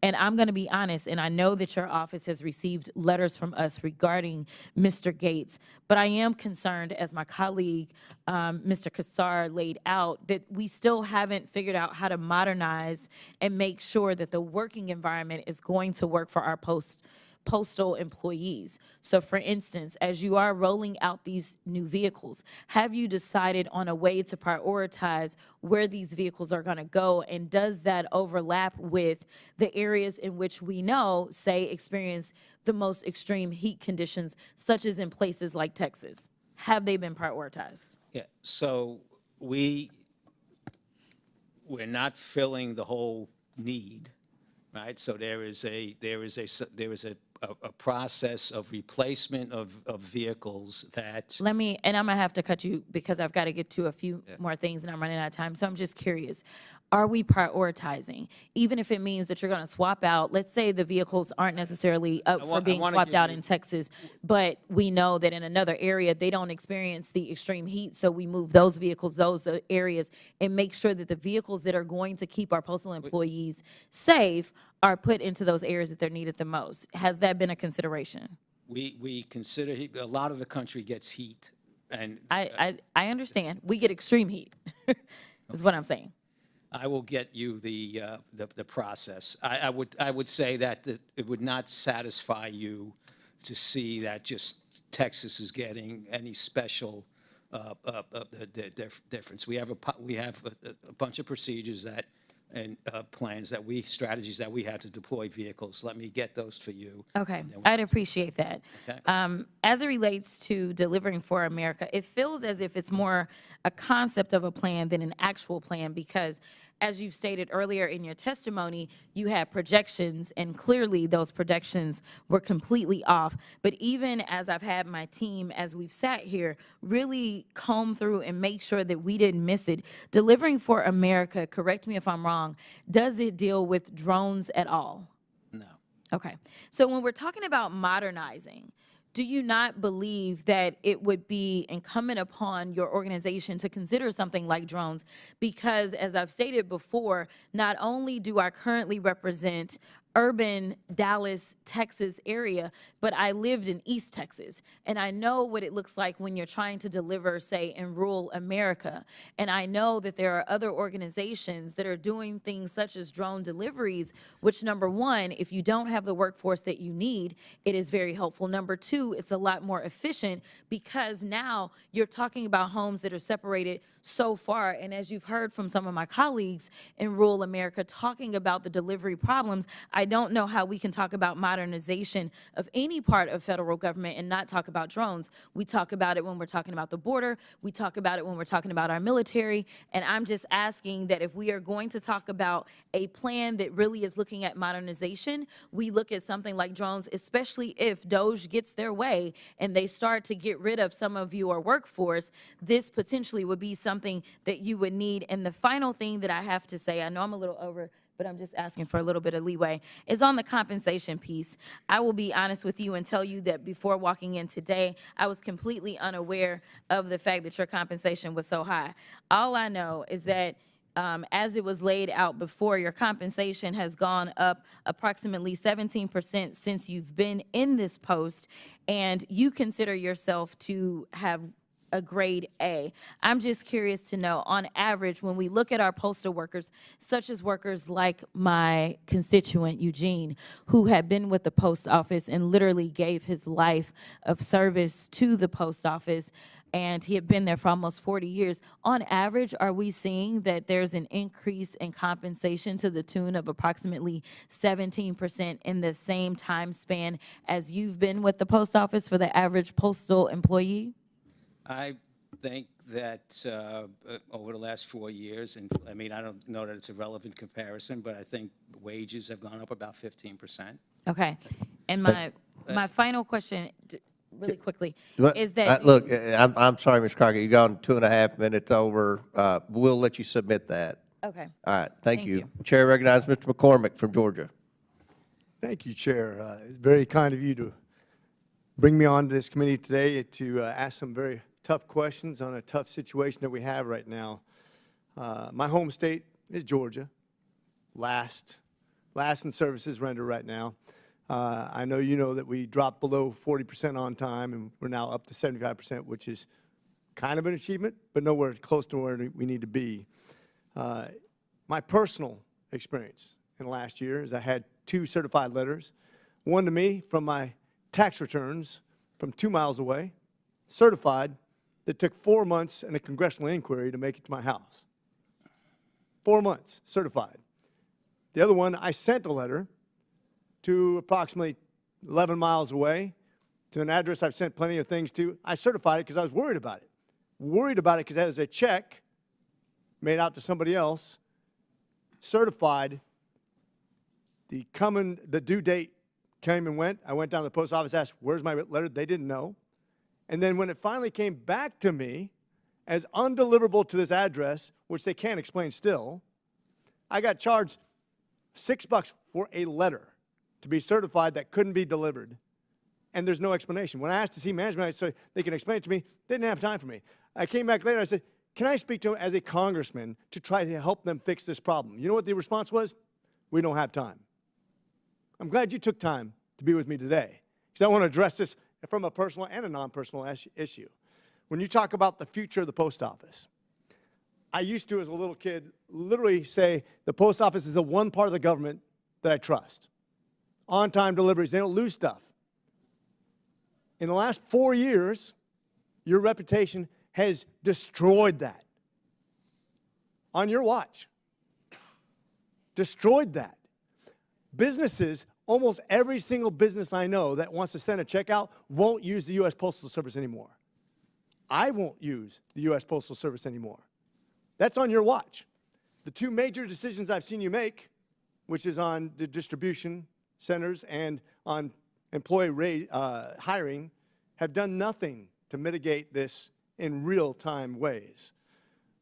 I don't understand why you give yourself an A grade, as you just stated, when it comes to the delivery. We have, I want to read this into the record, Mr. Chair.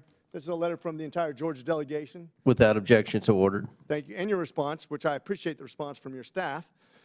But when you talk about, I went down and talked to, well, I tried to talk to my local postmaster, couldn't get a hold of him.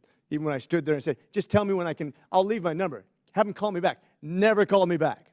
That's your environment that you've fostered in Georgia and other places in the country. And it's not isolated to just Georgia either, by the way. I know businesses in California that will not use the U.S. Postal Service because of theft, real-time theft. It's never been, your reputation is done. Whether you admit it or not, in the military, if I have a skipper who things are going bad for, they're a good military officer, but you know what we do when things go wrong repeatedly? We relieve them. You know what you do when a CEO repeatedly fails and the business model falls apart and nobody wants to use that business anymore and it becomes non-profitable? You fire them. You know what we do in government when organizations fail over and over and over again and become unaccountable and are not going the right direction and have actually ruined the very business model that you seem to hold as a standard? Because you're not going to expand Postal Service when you have a reputation for not delivering on time, not keeping the mail accountable on your watch. You, sir, do not get an A grade. You cannot give yourself that grade. I just did. You can't. You can't did. grade your own paper, sir. I've been to medical school. Well, then, I got my MBA. You can't. I'm sorry. You are graded by the United States people, and they don't use your service anymore. You bankrupt. that is not true. You That is bankrupt not this true, through sir. your My reputation business is only. growing. Through your Our reputation, business is growing. you are responsible for the fall of the Postal Service No, and the this lack of Congress- accountability. This Congress is responsible for the doesn't- fall of the oh, Postal so it's Service. Congress's- I am trying to fix On your the Postal watch, Service. with all the AI. Before my watch, the same stuff With happened. all worse. the AI, with all the computer systems, you're worse than if I took You're a talking horse to yourself and picked up the mail and delivered it 2 miles down the road. That's you. I hope you got that on camera. This is the response that the postmaster just gave Congress when he doesn't like what he hears. Literally covered his ears and gave himself the grade of A. And with that, sir, I rest. Good. Gentleman yields back. Chair recognizes Mr. Mfume from Maryland. Thank you, Mr. Chairman, and the ranking member for getting us to this point. Mr. DeJoy, good to see you again. I think the first time we sat across from one another like this was 4 years ago. And one of the colleagues on the committee that day said, why does he want this job? I didn't have an answer then. I really don't have an answer now, except that if you believe you can do something, you try to do it, and if you can't, you fail, and everything else takes care of itself. I was the first one to call for your resignation 4 years ago, and your supporters were the first to call for my resignation. So the fact that we're still here, I think, says something. I don't know what it says, but we're here. Couple quick things. Your very first predecessor, Benjamin Franklin, was the first postmaster. He said in his first comments to the country that when the post offices are closed, people will suffer. It was true then, it's true now, and remarkably, over all those many years, the Postal Service has retained a 90% approval rating. That's according to the last Pew poll, which was done in 2020. Unfortunately, since then, that rating or favorability rating has declined somewhat. And, you know, it's interesting that the post office is actually older than the country, 1775.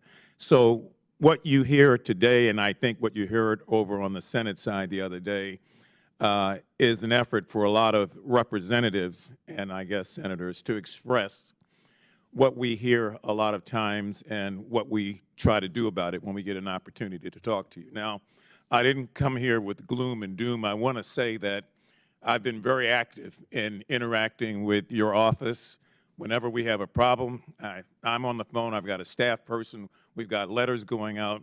And fortunately, we got a real good postmaster for the city of Baltimore, LaGreta Goodwin. Don't know if you know her or not. She's doing a hell of a job, conscientious, very responsive, and tries every day not to be perfect, but to help us in that city get closer to perfection. I mean, they've got and had several post office job fairs over the summer. There's a lot of interaction. There's an actual council that involves local and private business and government that she heads up that I think is the right way to go. It's the right model. Let me just say that. One thing that I want to talk about that I absolutely support, and then I've got several questions that I'm going to ask that you find a way to have someone on your staff to get back to me about, because there's not enough time in these short windows to answer difficult questions. But I want to make sure that I'm on the record again that I support the conversion to electronic vehicles. I mean, we've got 230,000 postal vehicles. And I believe, because of the carbon footprint that those vehicles alone are responsible for, that we have an obligation as a government to try to find a way to reduce emissions. Now, I don't force that on anybody. I think the government is wrong when it mandates that you, him, and her as consumers have to buy electronic vehicles. I would never do that. But the government is a consumer. So yes, I think the government has a larger responsibility, which is why that $3 billion was included in the Inflation Reduction Act, so that you would have the money to be able to start the conversions. And whether it's 90% or 70%, as was argued earlier, I think that's up to you with the direction of Congress. And one of the things you didn't say was that you started out the way we mandated, and then we said, no, change this, and how come you're not doing that? So there's a lot of finger pointing going around. I just want, for the record, to know that these vehicles are important, and I don't know how you undo contracts. I wouldn't want to be in your position where you've let so many contracts and now people are telling you to go and change those. If you, sir, could do me a favor and get back to me on 3 issues that, as I said, we don't have time for now, unfortunately. Robberies. I am so sick and tired of postal delivery persons being robbed at gunpoint and knife point, being chased with bats, because we've got fools and clowns out here who are breaking the law, who want the arrow key, because they know if they get the arrow key, they can open all these multi-boxes and they can steal. They steal from the poor, they go to high-end communities, they steal, and they have no concern for the life or the safety of those postal delivery persons, men and women that have been beat up and assaulted across this country. And what concerns me is that it's increasing. I'm also concerned about the increase in the forever stamp, because that stamp started out as a way of people to be able to save money. You purchase at this price, it's good forever, and you are free of the price increases that tend to come about in the interim. So it's very concerning, particularly since we've had 6 increases in 2 years. And the final thing that I really would hope that I can get some response, but also kind of cooperation with myself and maybe with other members of Congress, are these thefts that occur that affect senior citizens, where their Social Security checks are being stolen, where their mail is being delivered late, when they respond to pay a bill and charged a late fee, not because they've done anything at all, but because of the delivery systems back and forth and the theft of medicine that so many senior citizens rely on through the mail. Those are important issues that I would like to believe affect all of us. I know they're on your desk. Your staff has been fortunate in I think, finding a way to get back to myself and others with at least some semblance of what's going on. And so all that you hear today being expressed from all of us is a lot of frustration, but there are things that are to be pointed to, as I did a moment ago, that where there is progress, that progress ought to be highlighted. So I don't know if we'll see each other 4 years again from now, sitting across like this, or if that things may have changed. But I do want to thank you for coming here, and I get back to that original question, why does he want this job? Because I remembered what it was like 4 years ago when you walked in the door, and you're going to catch hell because you're not God and you can't fix everything overnight.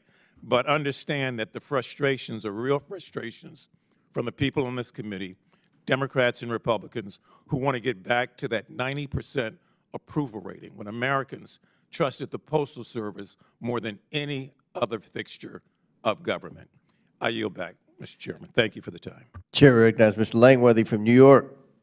Thank you very much, Mr. Chairman. Mr. DeJoy, I spoke with the USPS in January of this year and wrote a letter to you in February expressing serious concerns with the transfer of mail operations from the Buffalo Processing and Distribution Center to the Northwest Rochester Processing and Distribution Center. My constituents and I shared serious concerns about USPS's claims that these operational changes will enhance on-time delivery rates and reduce delivery times. Simply put, forcing mail sent to and from addresses in Buffalo, New York to be processed through the Rochester Processing and Distribution Center over an hour and a half away introduces numerous opportunities for delay. As expected, your test sites in Atlanta, in Houston, Richmond, Virginia, they all reported delays, with USPS attributing them to bad weather and other factors. Mr. DeJoy, Western New York is no stranger to severe weather, especially in our winter months as we're experiencing now, which frequently disrupts travel. Just last week, a snowstorm shut down parts of the New York State Thruway and led to travel bans and advisories throughout Erie and Chautauqua counties. My constituents are rightfully worried that under your modernization plan, they will not receive their critical medications, their important packages, or even bills on time. So, Mr. DeJoy, considering the frequent severe weather disruptions in regions like Western New York, what specific changes or improvements are you planning to implement under your modernization plan to ensure timely mail delivery, especially during adverse weather conditions? So with regard to the transfer of the mail processing, the outgoing mail processing from Buffalo to Rochester, that was a totally different process that went on in Richmond and Atlanta. Atlanta and Richmond were completely built new plants and a consolidation of a bunch of local operations. We have since announcing that looked at the whole, there was like 60 plants that were in this cancellation, moving of canceling outgoing mail. We have gone about it a different way now and filed a 3661 to deal with the mail differently. In some of these plants, we're not going to move the original cancellation, and Buffalo happens to be one of them. So that mail will stay in Buffalo, and we're going to deploy other practices to aggregate and consolidate mail, outgoing mail, so you will still receive that local turnaround cancellation. Yeah, I am grateful that that plan was scrapped, but it was of great concern. My constituents aren't just worried about the absurdity of local mail traveling hundreds of miles to reach a destination perhaps 2 miles away. They're also alarmed by your plan to outfit the Postal Service's fleet of electric vehicles. Mr. DeJoy, this may not be an electric vehicle hearing, but let's be clear. Sending electric mail delivery vehicles to rural communities, which I represent, in the dead of winter is a disaster waiting to happen. You're going to leave my constituents stranded without their mail when these vehicles break down in freezing temperatures, and worse, you'll end up spending more on gas-powered rescue vehicles to save them. So nevertheless, the Post Office received federal funding for electric vehicles and charging stations throughout through the Inflation Reduction Act. Do you plan to maintain a fleet of gasoline-powered vehicles to service rural routes? We have extensive studies with regard to the temperature deviations that we can withstand. And there's a relatively small portion. Of our routes, I think 20% or less, that we would not put these vehicles in. We look at every route with regard to whether it needs four-wheel drive or two-wheel drive, whether it can use a left-hand drive or a right-hand drive. So we have diagnostics on every single route in the country, and we will use that information appropriately to deploy the type of vehicle that we deploy. And we have many emergency backup procedures that are put in all of our locations. So I think I'm pretty certain that we will deploy these vehicles, and they will be more effective than the old vehicles that we have that are breaking down every place. Boy, I hope you're right. I want to use my remaining time here to discuss a district-related issue. The town of Woodhull, New York, a very small rural town in my district with a large Amish community, has been waiting for over 3 years for the post office to reopen. Unfortunately, extreme weather during the aftermath of Hurricane Debbie, the community was once again flooded, brings this to light, the people of Woodhull and what the sacrifices and the burdens that they have been stressed with over the last 3 years. Do you have any updates on the Woodhull, New York post office, and will you commit to working with me to ensure my constituents in Woodhull that they can get their post office reopened? Yes, I do not have an update. I can get you an update, and I will work with you. We have we have these situations where we lease most of our post offices, and when issues happen, there's probably too much negotiation that goes on to get the post offices opening, and that's something that 3 years is a completely unacceptable timeline. It happens, I know. Well, all over the but place. you, sir, can fix it. And we'll look at it. And I'm going to hold your feet to the fire on that, because this is unacceptable. Okay. That these people have been without a post office, having to travel 20 miles to go to their nearest post office. It's been 3 years, and we've got nothing but the runaround from the USPS. And enough is enough. You know, you're supposed to bring business principles into the Postal Service. This is unacceptable to my constituents.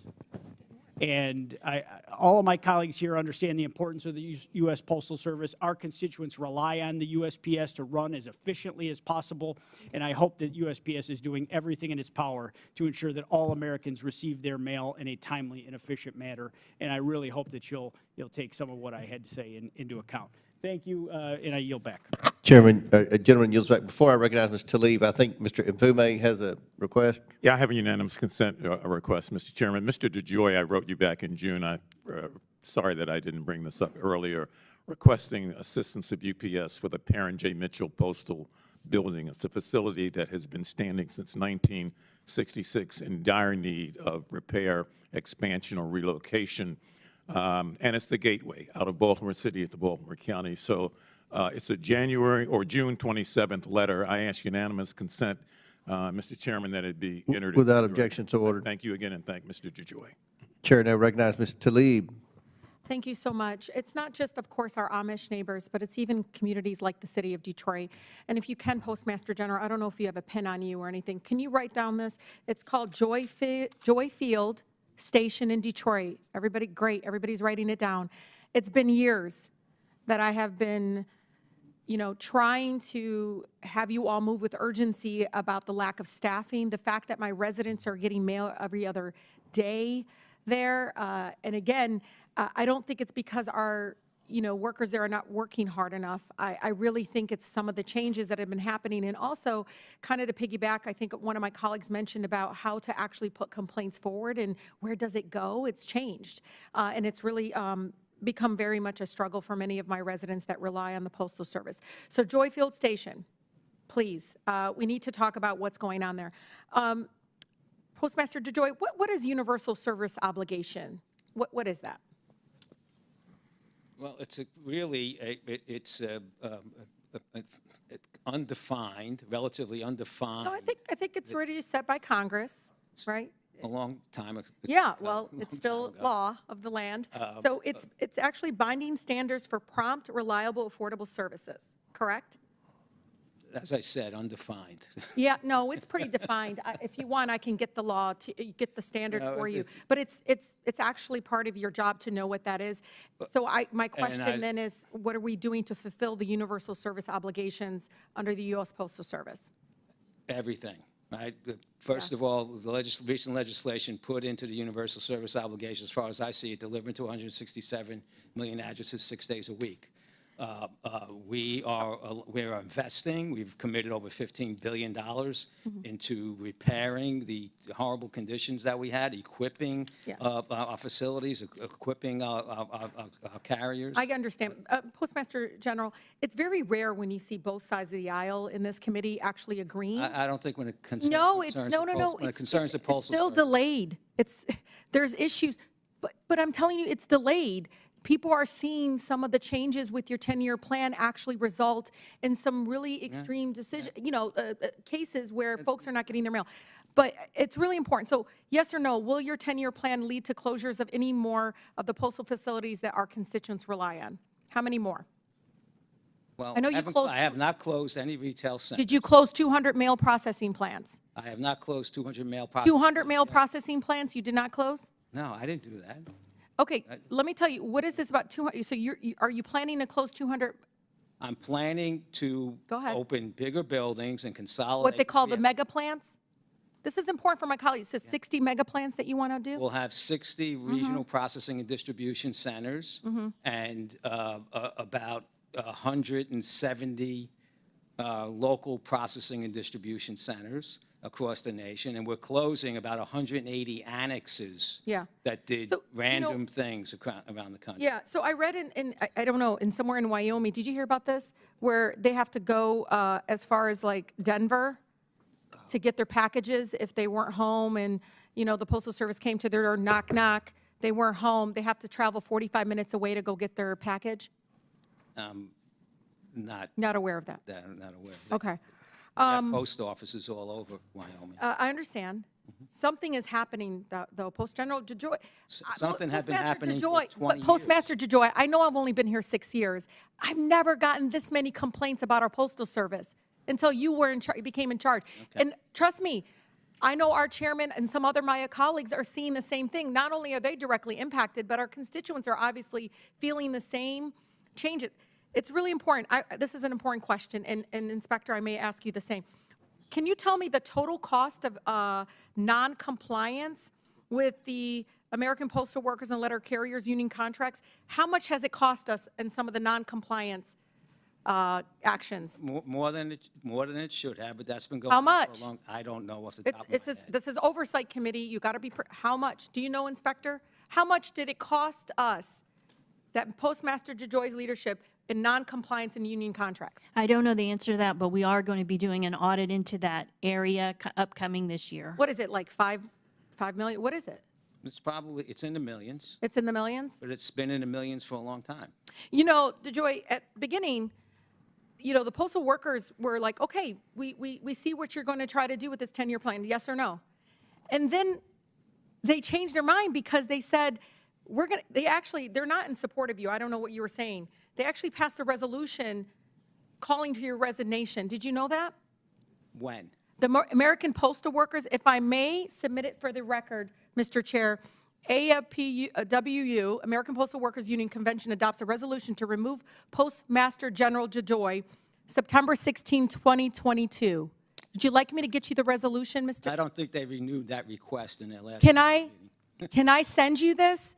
You can send it to me. I'm aware. What do you think many of us are talking to? We're talking to the workers. We're talking to our neighbors. And I've talked to the workers also. Yeah, they said, quote, because of delayed mail and undermined public confidence in the Postal Service, verbatim from that resolution. Postmaster DeJoy, you don't have... I have 7 unions. I understand that. That was one. But Postmaster DeJoy, we're not making this up. You're making it out like members of Congress. There's too many of us that Well, are telling you I'm the not- same I'm not thing. saying that And you're making honestly, it up, it's but I'm not saying how political because relevant it guess what? Both Republicans and Democrats are giving you the same stories. Well, I say Republicans and Democrats are significantly responsible for the condition of the United States Postal Service when I arrived here. Well, maybe it's These because you things have don't been know the manifesting answer. themselves over the Maybe last it's 20 because you years. don't know the answers. We're asking you questions. You don't even know how much in 2024 through the grievance abbreviation tracking system. How many complaints have you had in the grievance tracking system? How many? Really important to know. Like how many grievances have been filed under your leadership? Department. I interact with my unions all the time. But you can't say they're in support of you. You don't even know how many grievances were filed. I'll leave it at this because you. Well, thank you, Mr. grievances- Chair, for being generous at grievances this that time. file have I to do called for with- this hearing, and I told the chairman this is one area that impacts all of our districts, every corner of our country, every part of our country is impacted by this. Literally, the Postal Service. We got to do better.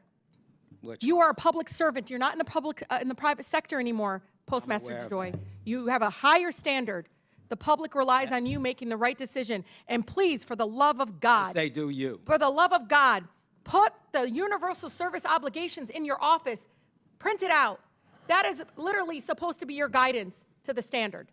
Thank you. I yield. Gentlelady yields. Chair recognizes Mr. Frost. Thank you so much, Mr. Chair. Mr. DeJoy, as I'm sure you know, I want to talk about cluster boxes. Cluster boxes, they resemble P.O. boxes at our local post office. Sometimes we see apartment complexes use them, where I live uses them as well. I know that USPS sometimes encourages communities to install cluster boxes. Mr. DeJoy, can you tell me more about how you decide when you encourage a community to use cluster boxes? What factors are considered? Does the recommendation just go through you or the local postmaster? Can you talk a little bit about that? No, so rules were established, I think, 15 years ago with regard to home delivery, that any new developments, and that's a wishy-washy definition as to what a new development is, because of we often get into conflicts with an expansion of an old development, whether it's a new development or not, that we would not be going to the doorstep. We would put cluster boxes in, that there'd be a requirement that the developer put the cluster box in for the new developments.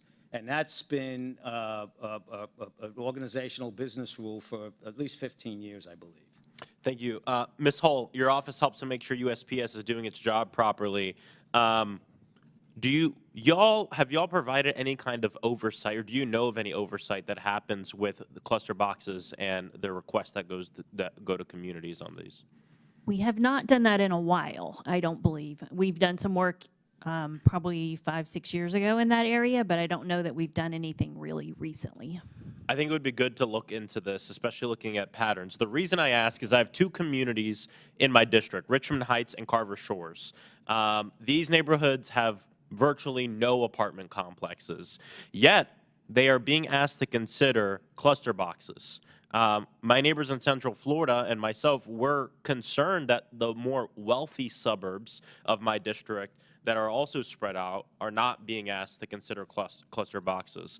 And I bet you can guess what the demographic is of these two neighborhoods. These are predominantly black neighborhoods in my district.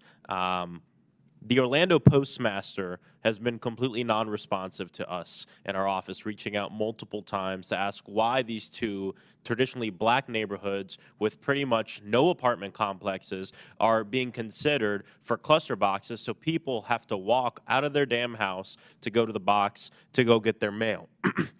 I think we need to get together and talk about it. Obviously we can't get a meeting with the Orlando Postmaster, so I want to ask both of you if you can commit to meeting with me on cluster boxes. Sure, we're happy to. You too, Yes, Mr. she DeJoy? said we. We're happy. Oh, we? Okay. All right. Well, she speaks for you there. All right. South. That's why I didn't answer. Yes or no, Mr. DeJoy? Can we meet? Okay. I think we need to get together on this because it's important. The USPS is supposed to be delivering for America, and I want to make sure we're thinking about people like Richmond Heights and Carver Shores. I want to turn to delivery for rural communities. I have a community, unincorporated community of Bithlo in my district. As I understand it, the standard operating procedure is for mobile home communities is to either have a park office or manager distribute the mail to residents if there are not proper mailing addresses or clear delivery points. Ms. Hull, in 2022, your office looked into undelivered and partial routes. Mr. Chairman, I'd like to offer for the record the report titled Delivery Operations, Undelivered and Partially Delivered Routes. Without objection, so ordered. The report revealed issues with a lack of internal data collection and concluded that, quote, the actual number of undelivered and partially delivered routes is unknown, end quote. USPS agreed to improve on this by May 15th of next year. So, Ms. Hull, I do think this could be implemented earlier, needs to be. Could you share a little bit about how these target dates were chosen? Yeah, initially, I think there was some disagreement with us on a recommendation that we made as it related to those undelivered routes. And so I think we went through what we call the audit resolution process, accelerated up the chain. We got to agreement, but it took a while to get there. And so I think that's why there was a delay in the actual implementation date. I do want to commit to you, though, that we're going to follow up on that once that action is taken, because clearly the Postal Service intends to deliver mail to every house every day. You've heard the Postmaster General express that today. And it's very concerning to us when deliveries are not made, when actual delivery points are not serviced in that way. Thank you, I appreciate it. I look forward to meeting on cluster boxes. You know, to put it frankly, we don't want predominantly Black communities of lower socioeconomic status being asked to consider these cluster boxes when other communities that are built in a very similar way are not being asked to consider them either. So I look forward to talking about that, and I think this is definitely has room for oversight from your office as well. Thank you. I yield back. Chair recognizes Ms. Porter from California. Good afternoon, Postmaster DeJoy. How many pieces of election mail did your agency handle this year? About 99 million, 100 million. 99 million? Okay, and Republicans, Democrats, Independents, we are all seeing people use mail-in ballots, and they all deserve peace of mind that their ballots got delivered safely and quickly. What percentage of ballots did the Postal Service deliver within 3 days this election cycle? From voters to, excuse me. Are you asking me from voters to election officials? Yes. Like 99.5%. Yeah, so we have something like 97.7, so we're in agreement that it's a really, really high number. You did a terrific job. It's impressive. I will not say anything, well, I will go ahead and say the cringe thing, mission accomplished. But here's the fine print. The Postal Service, to do that, had to do a lot of extra work. So can you say more about what kind of extraordinary measures the Postal Service had to take to deal with that influx of election mail, ballot mail, and to get them delivered on time? Yeah. So thank you for the question. I mean, basically, first to put it into perspective, we could be 99.5% on time and accurate. That still leaves that 0.5%, which could be 10,000 ballots, which is a huge issue in elections. So we, the last couple of days, last week, 10 days before the election, we deploy extraordinary measures, which means a whole bunch of extra transportation between the plants. It means, inspections throughout our facility.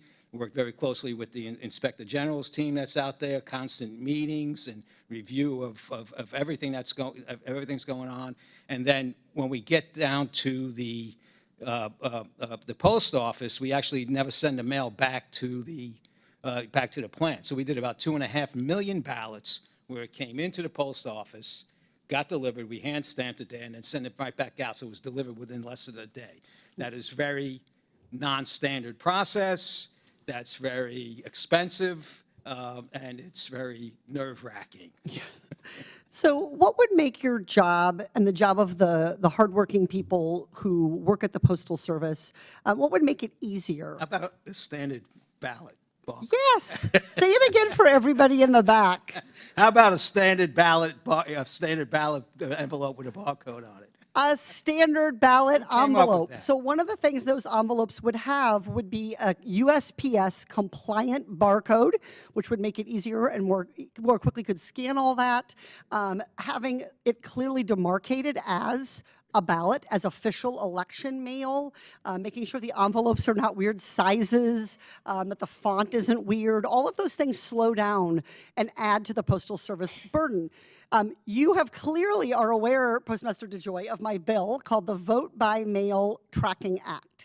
It passed out of this committee unanimously. It passed the House. It is now awaiting consideration in the Senate. And it's a bipartisan bill to make sure that all ballot envelopes meet these benchmarks.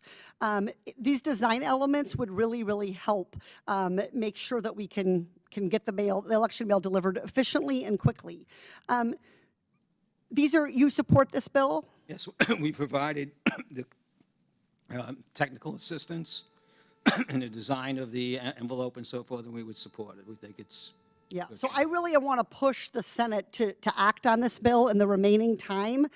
We do not need to put our Postal Service and let them, you guys are good for all weather, but we don't need you to weather this. There are over 8,000 different election officials doing different things with ballots and with envelopes. This would focus on the envelope while still allowing local ballots to be as they need to be.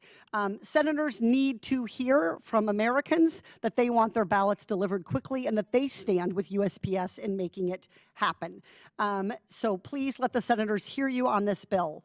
In closing, Postmaster DeJoy, I just want to reinforce to you how strongly I support your efforts to make sure the U.S.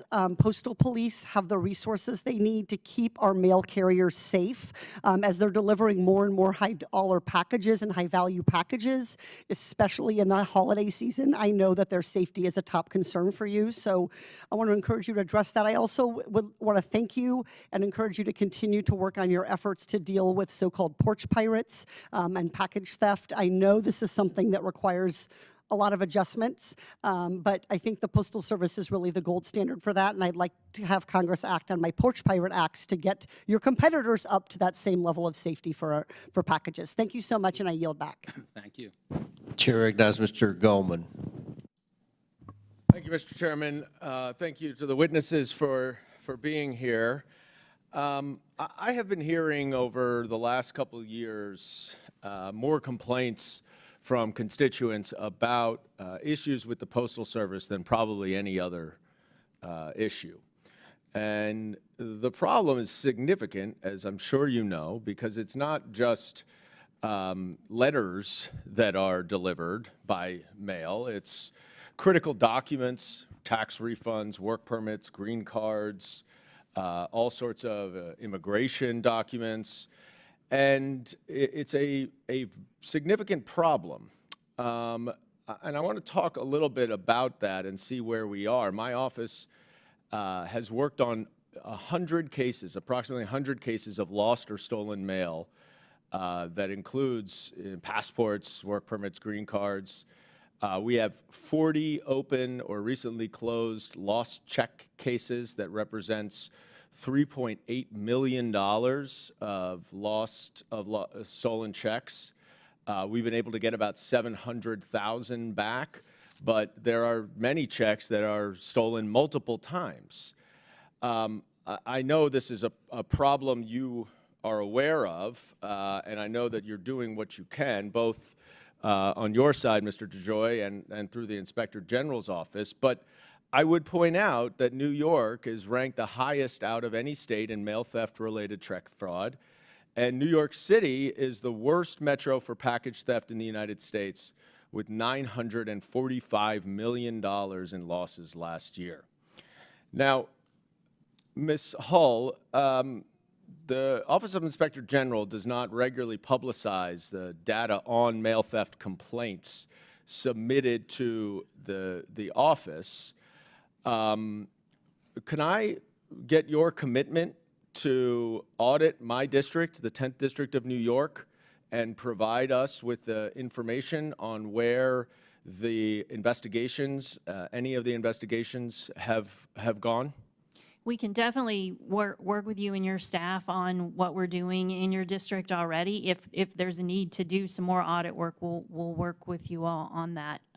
We have a number of complaints in New York and have worked. I think we have about 125 open investigations related to mail theft right now in Manhattan, Brooklyn, and Queens. So we do a lot of work in New York, and we're happy to talk further about that. Thank you for that. I also sent a letter about 18 months ago in March of 2023 to you, Mr. DeJoy, urging the Postal Service to increase its attention on mail theft.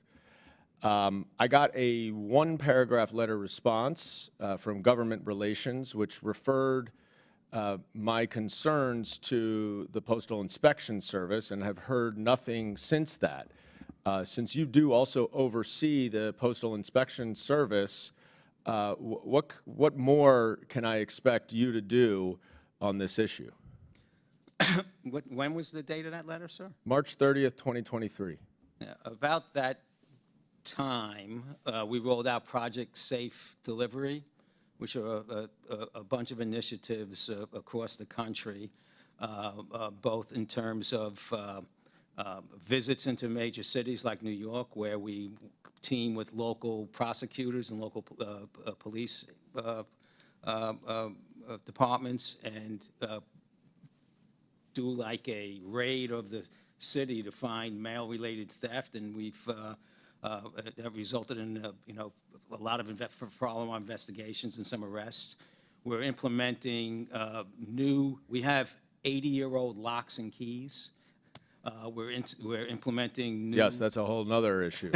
We've gotten control over our key mechanisms.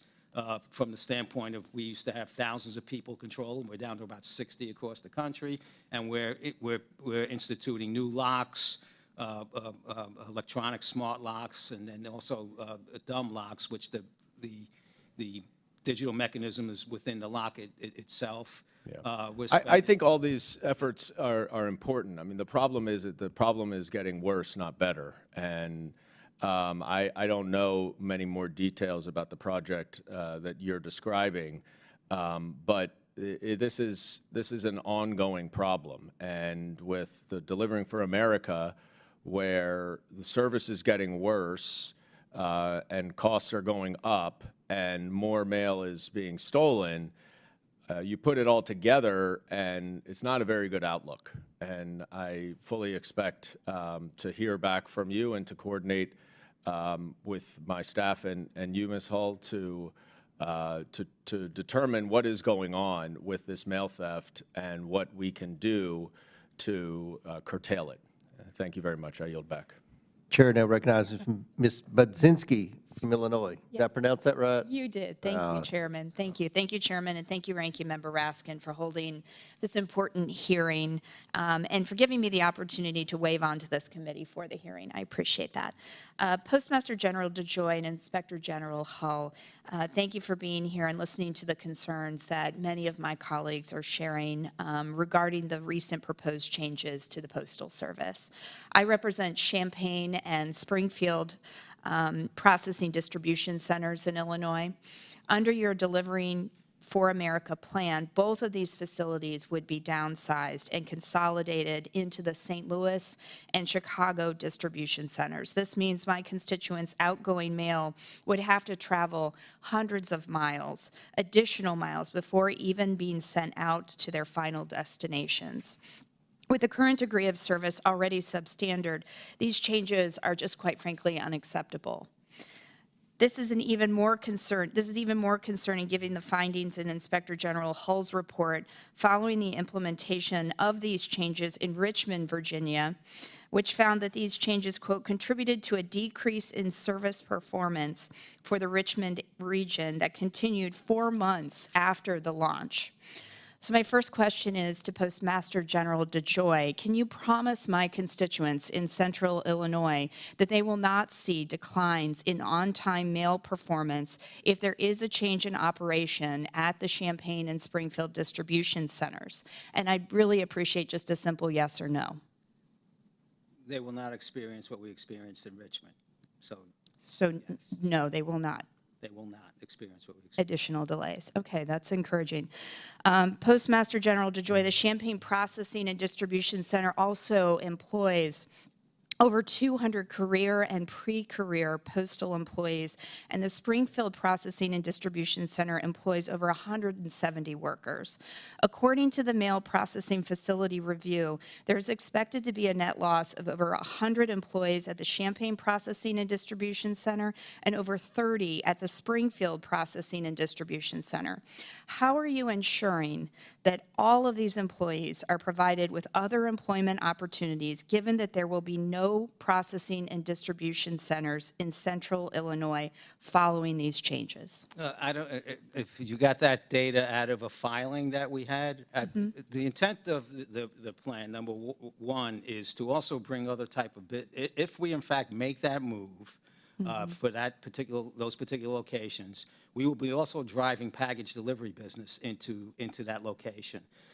So our intent is that people will have jobs in those particular areas. If we will work with attrition, we have a lot of attrition in the Postal Service, and we'll work through attrition.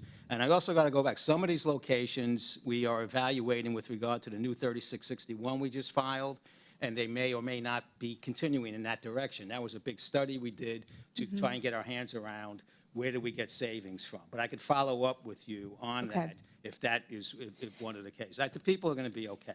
Yeah, I think that is one of my bigger concerns is these employees and making sure that they can stay within their areas that they're working, and that is the true commitment that they have, that they don't have to be concerned about their employment situations. We're very, I've been very, very committed to that since I walked in the door to make the right moves as we're making this transition so people feel secure in their jobs, which is why I converted a lot of people to full-time. Okay. I also wanted to talk about Postmaster General DeJoy, your regional transportation optimization plan as well. As you know, if enacted, this plan would limit the number of times post offices located more than 50 miles away from a regional processing and distribution center have their outgoing mail picked up to just one time per day. The Postal Service has admitted that these changes will create up to 24 hours of additional delays for predominantly rural regions, and that's particularly the region that I represent in downstate Illinois. In the third quarter of the last fiscal year, on-time delivery rates for 3 to 5 day first-class mail in downstate Illinois was only 68%. Given that 1/3 of my constituents are already getting their mail late, how can you justify further delaying their mail simply because they don't live within a 50-mile area of a larger city? Well, we need to reshape the Postal Service because we're losing a lot of money. There was 59 billion pieces of single-piece first-class mail in 1999. There's less than 12 now, and it's going down. What I will say in this plan, right now we have trucks going out in the morning empty and coming back empty, then going back at night empty and coming back empty. What we're proposing in this new plan for those further areas, we go out and deliver and pick up the mail at the same time. Then we will accelerate it through the system, right? 90% of the mail throughout the nation, especially on delivery going into these areas, will be accelerated. It's just this pickup of single-piece first-class mail that will be delayed tops 24 hours in so it's 2 day might go to 3 day, 3 day might go to 4 day, 4 day might go to 5 day, but nothing's going beyond the 5 days because we'll fly it or do something else. I think it's all these decisions are tough. Where do we get that we can stop tens of thousands of trucks running around empty throughout the nation by doing this? And then in some of these areas, like your area where it's remote, but it's got population and has package business in and out, We articulate the worst of the situation.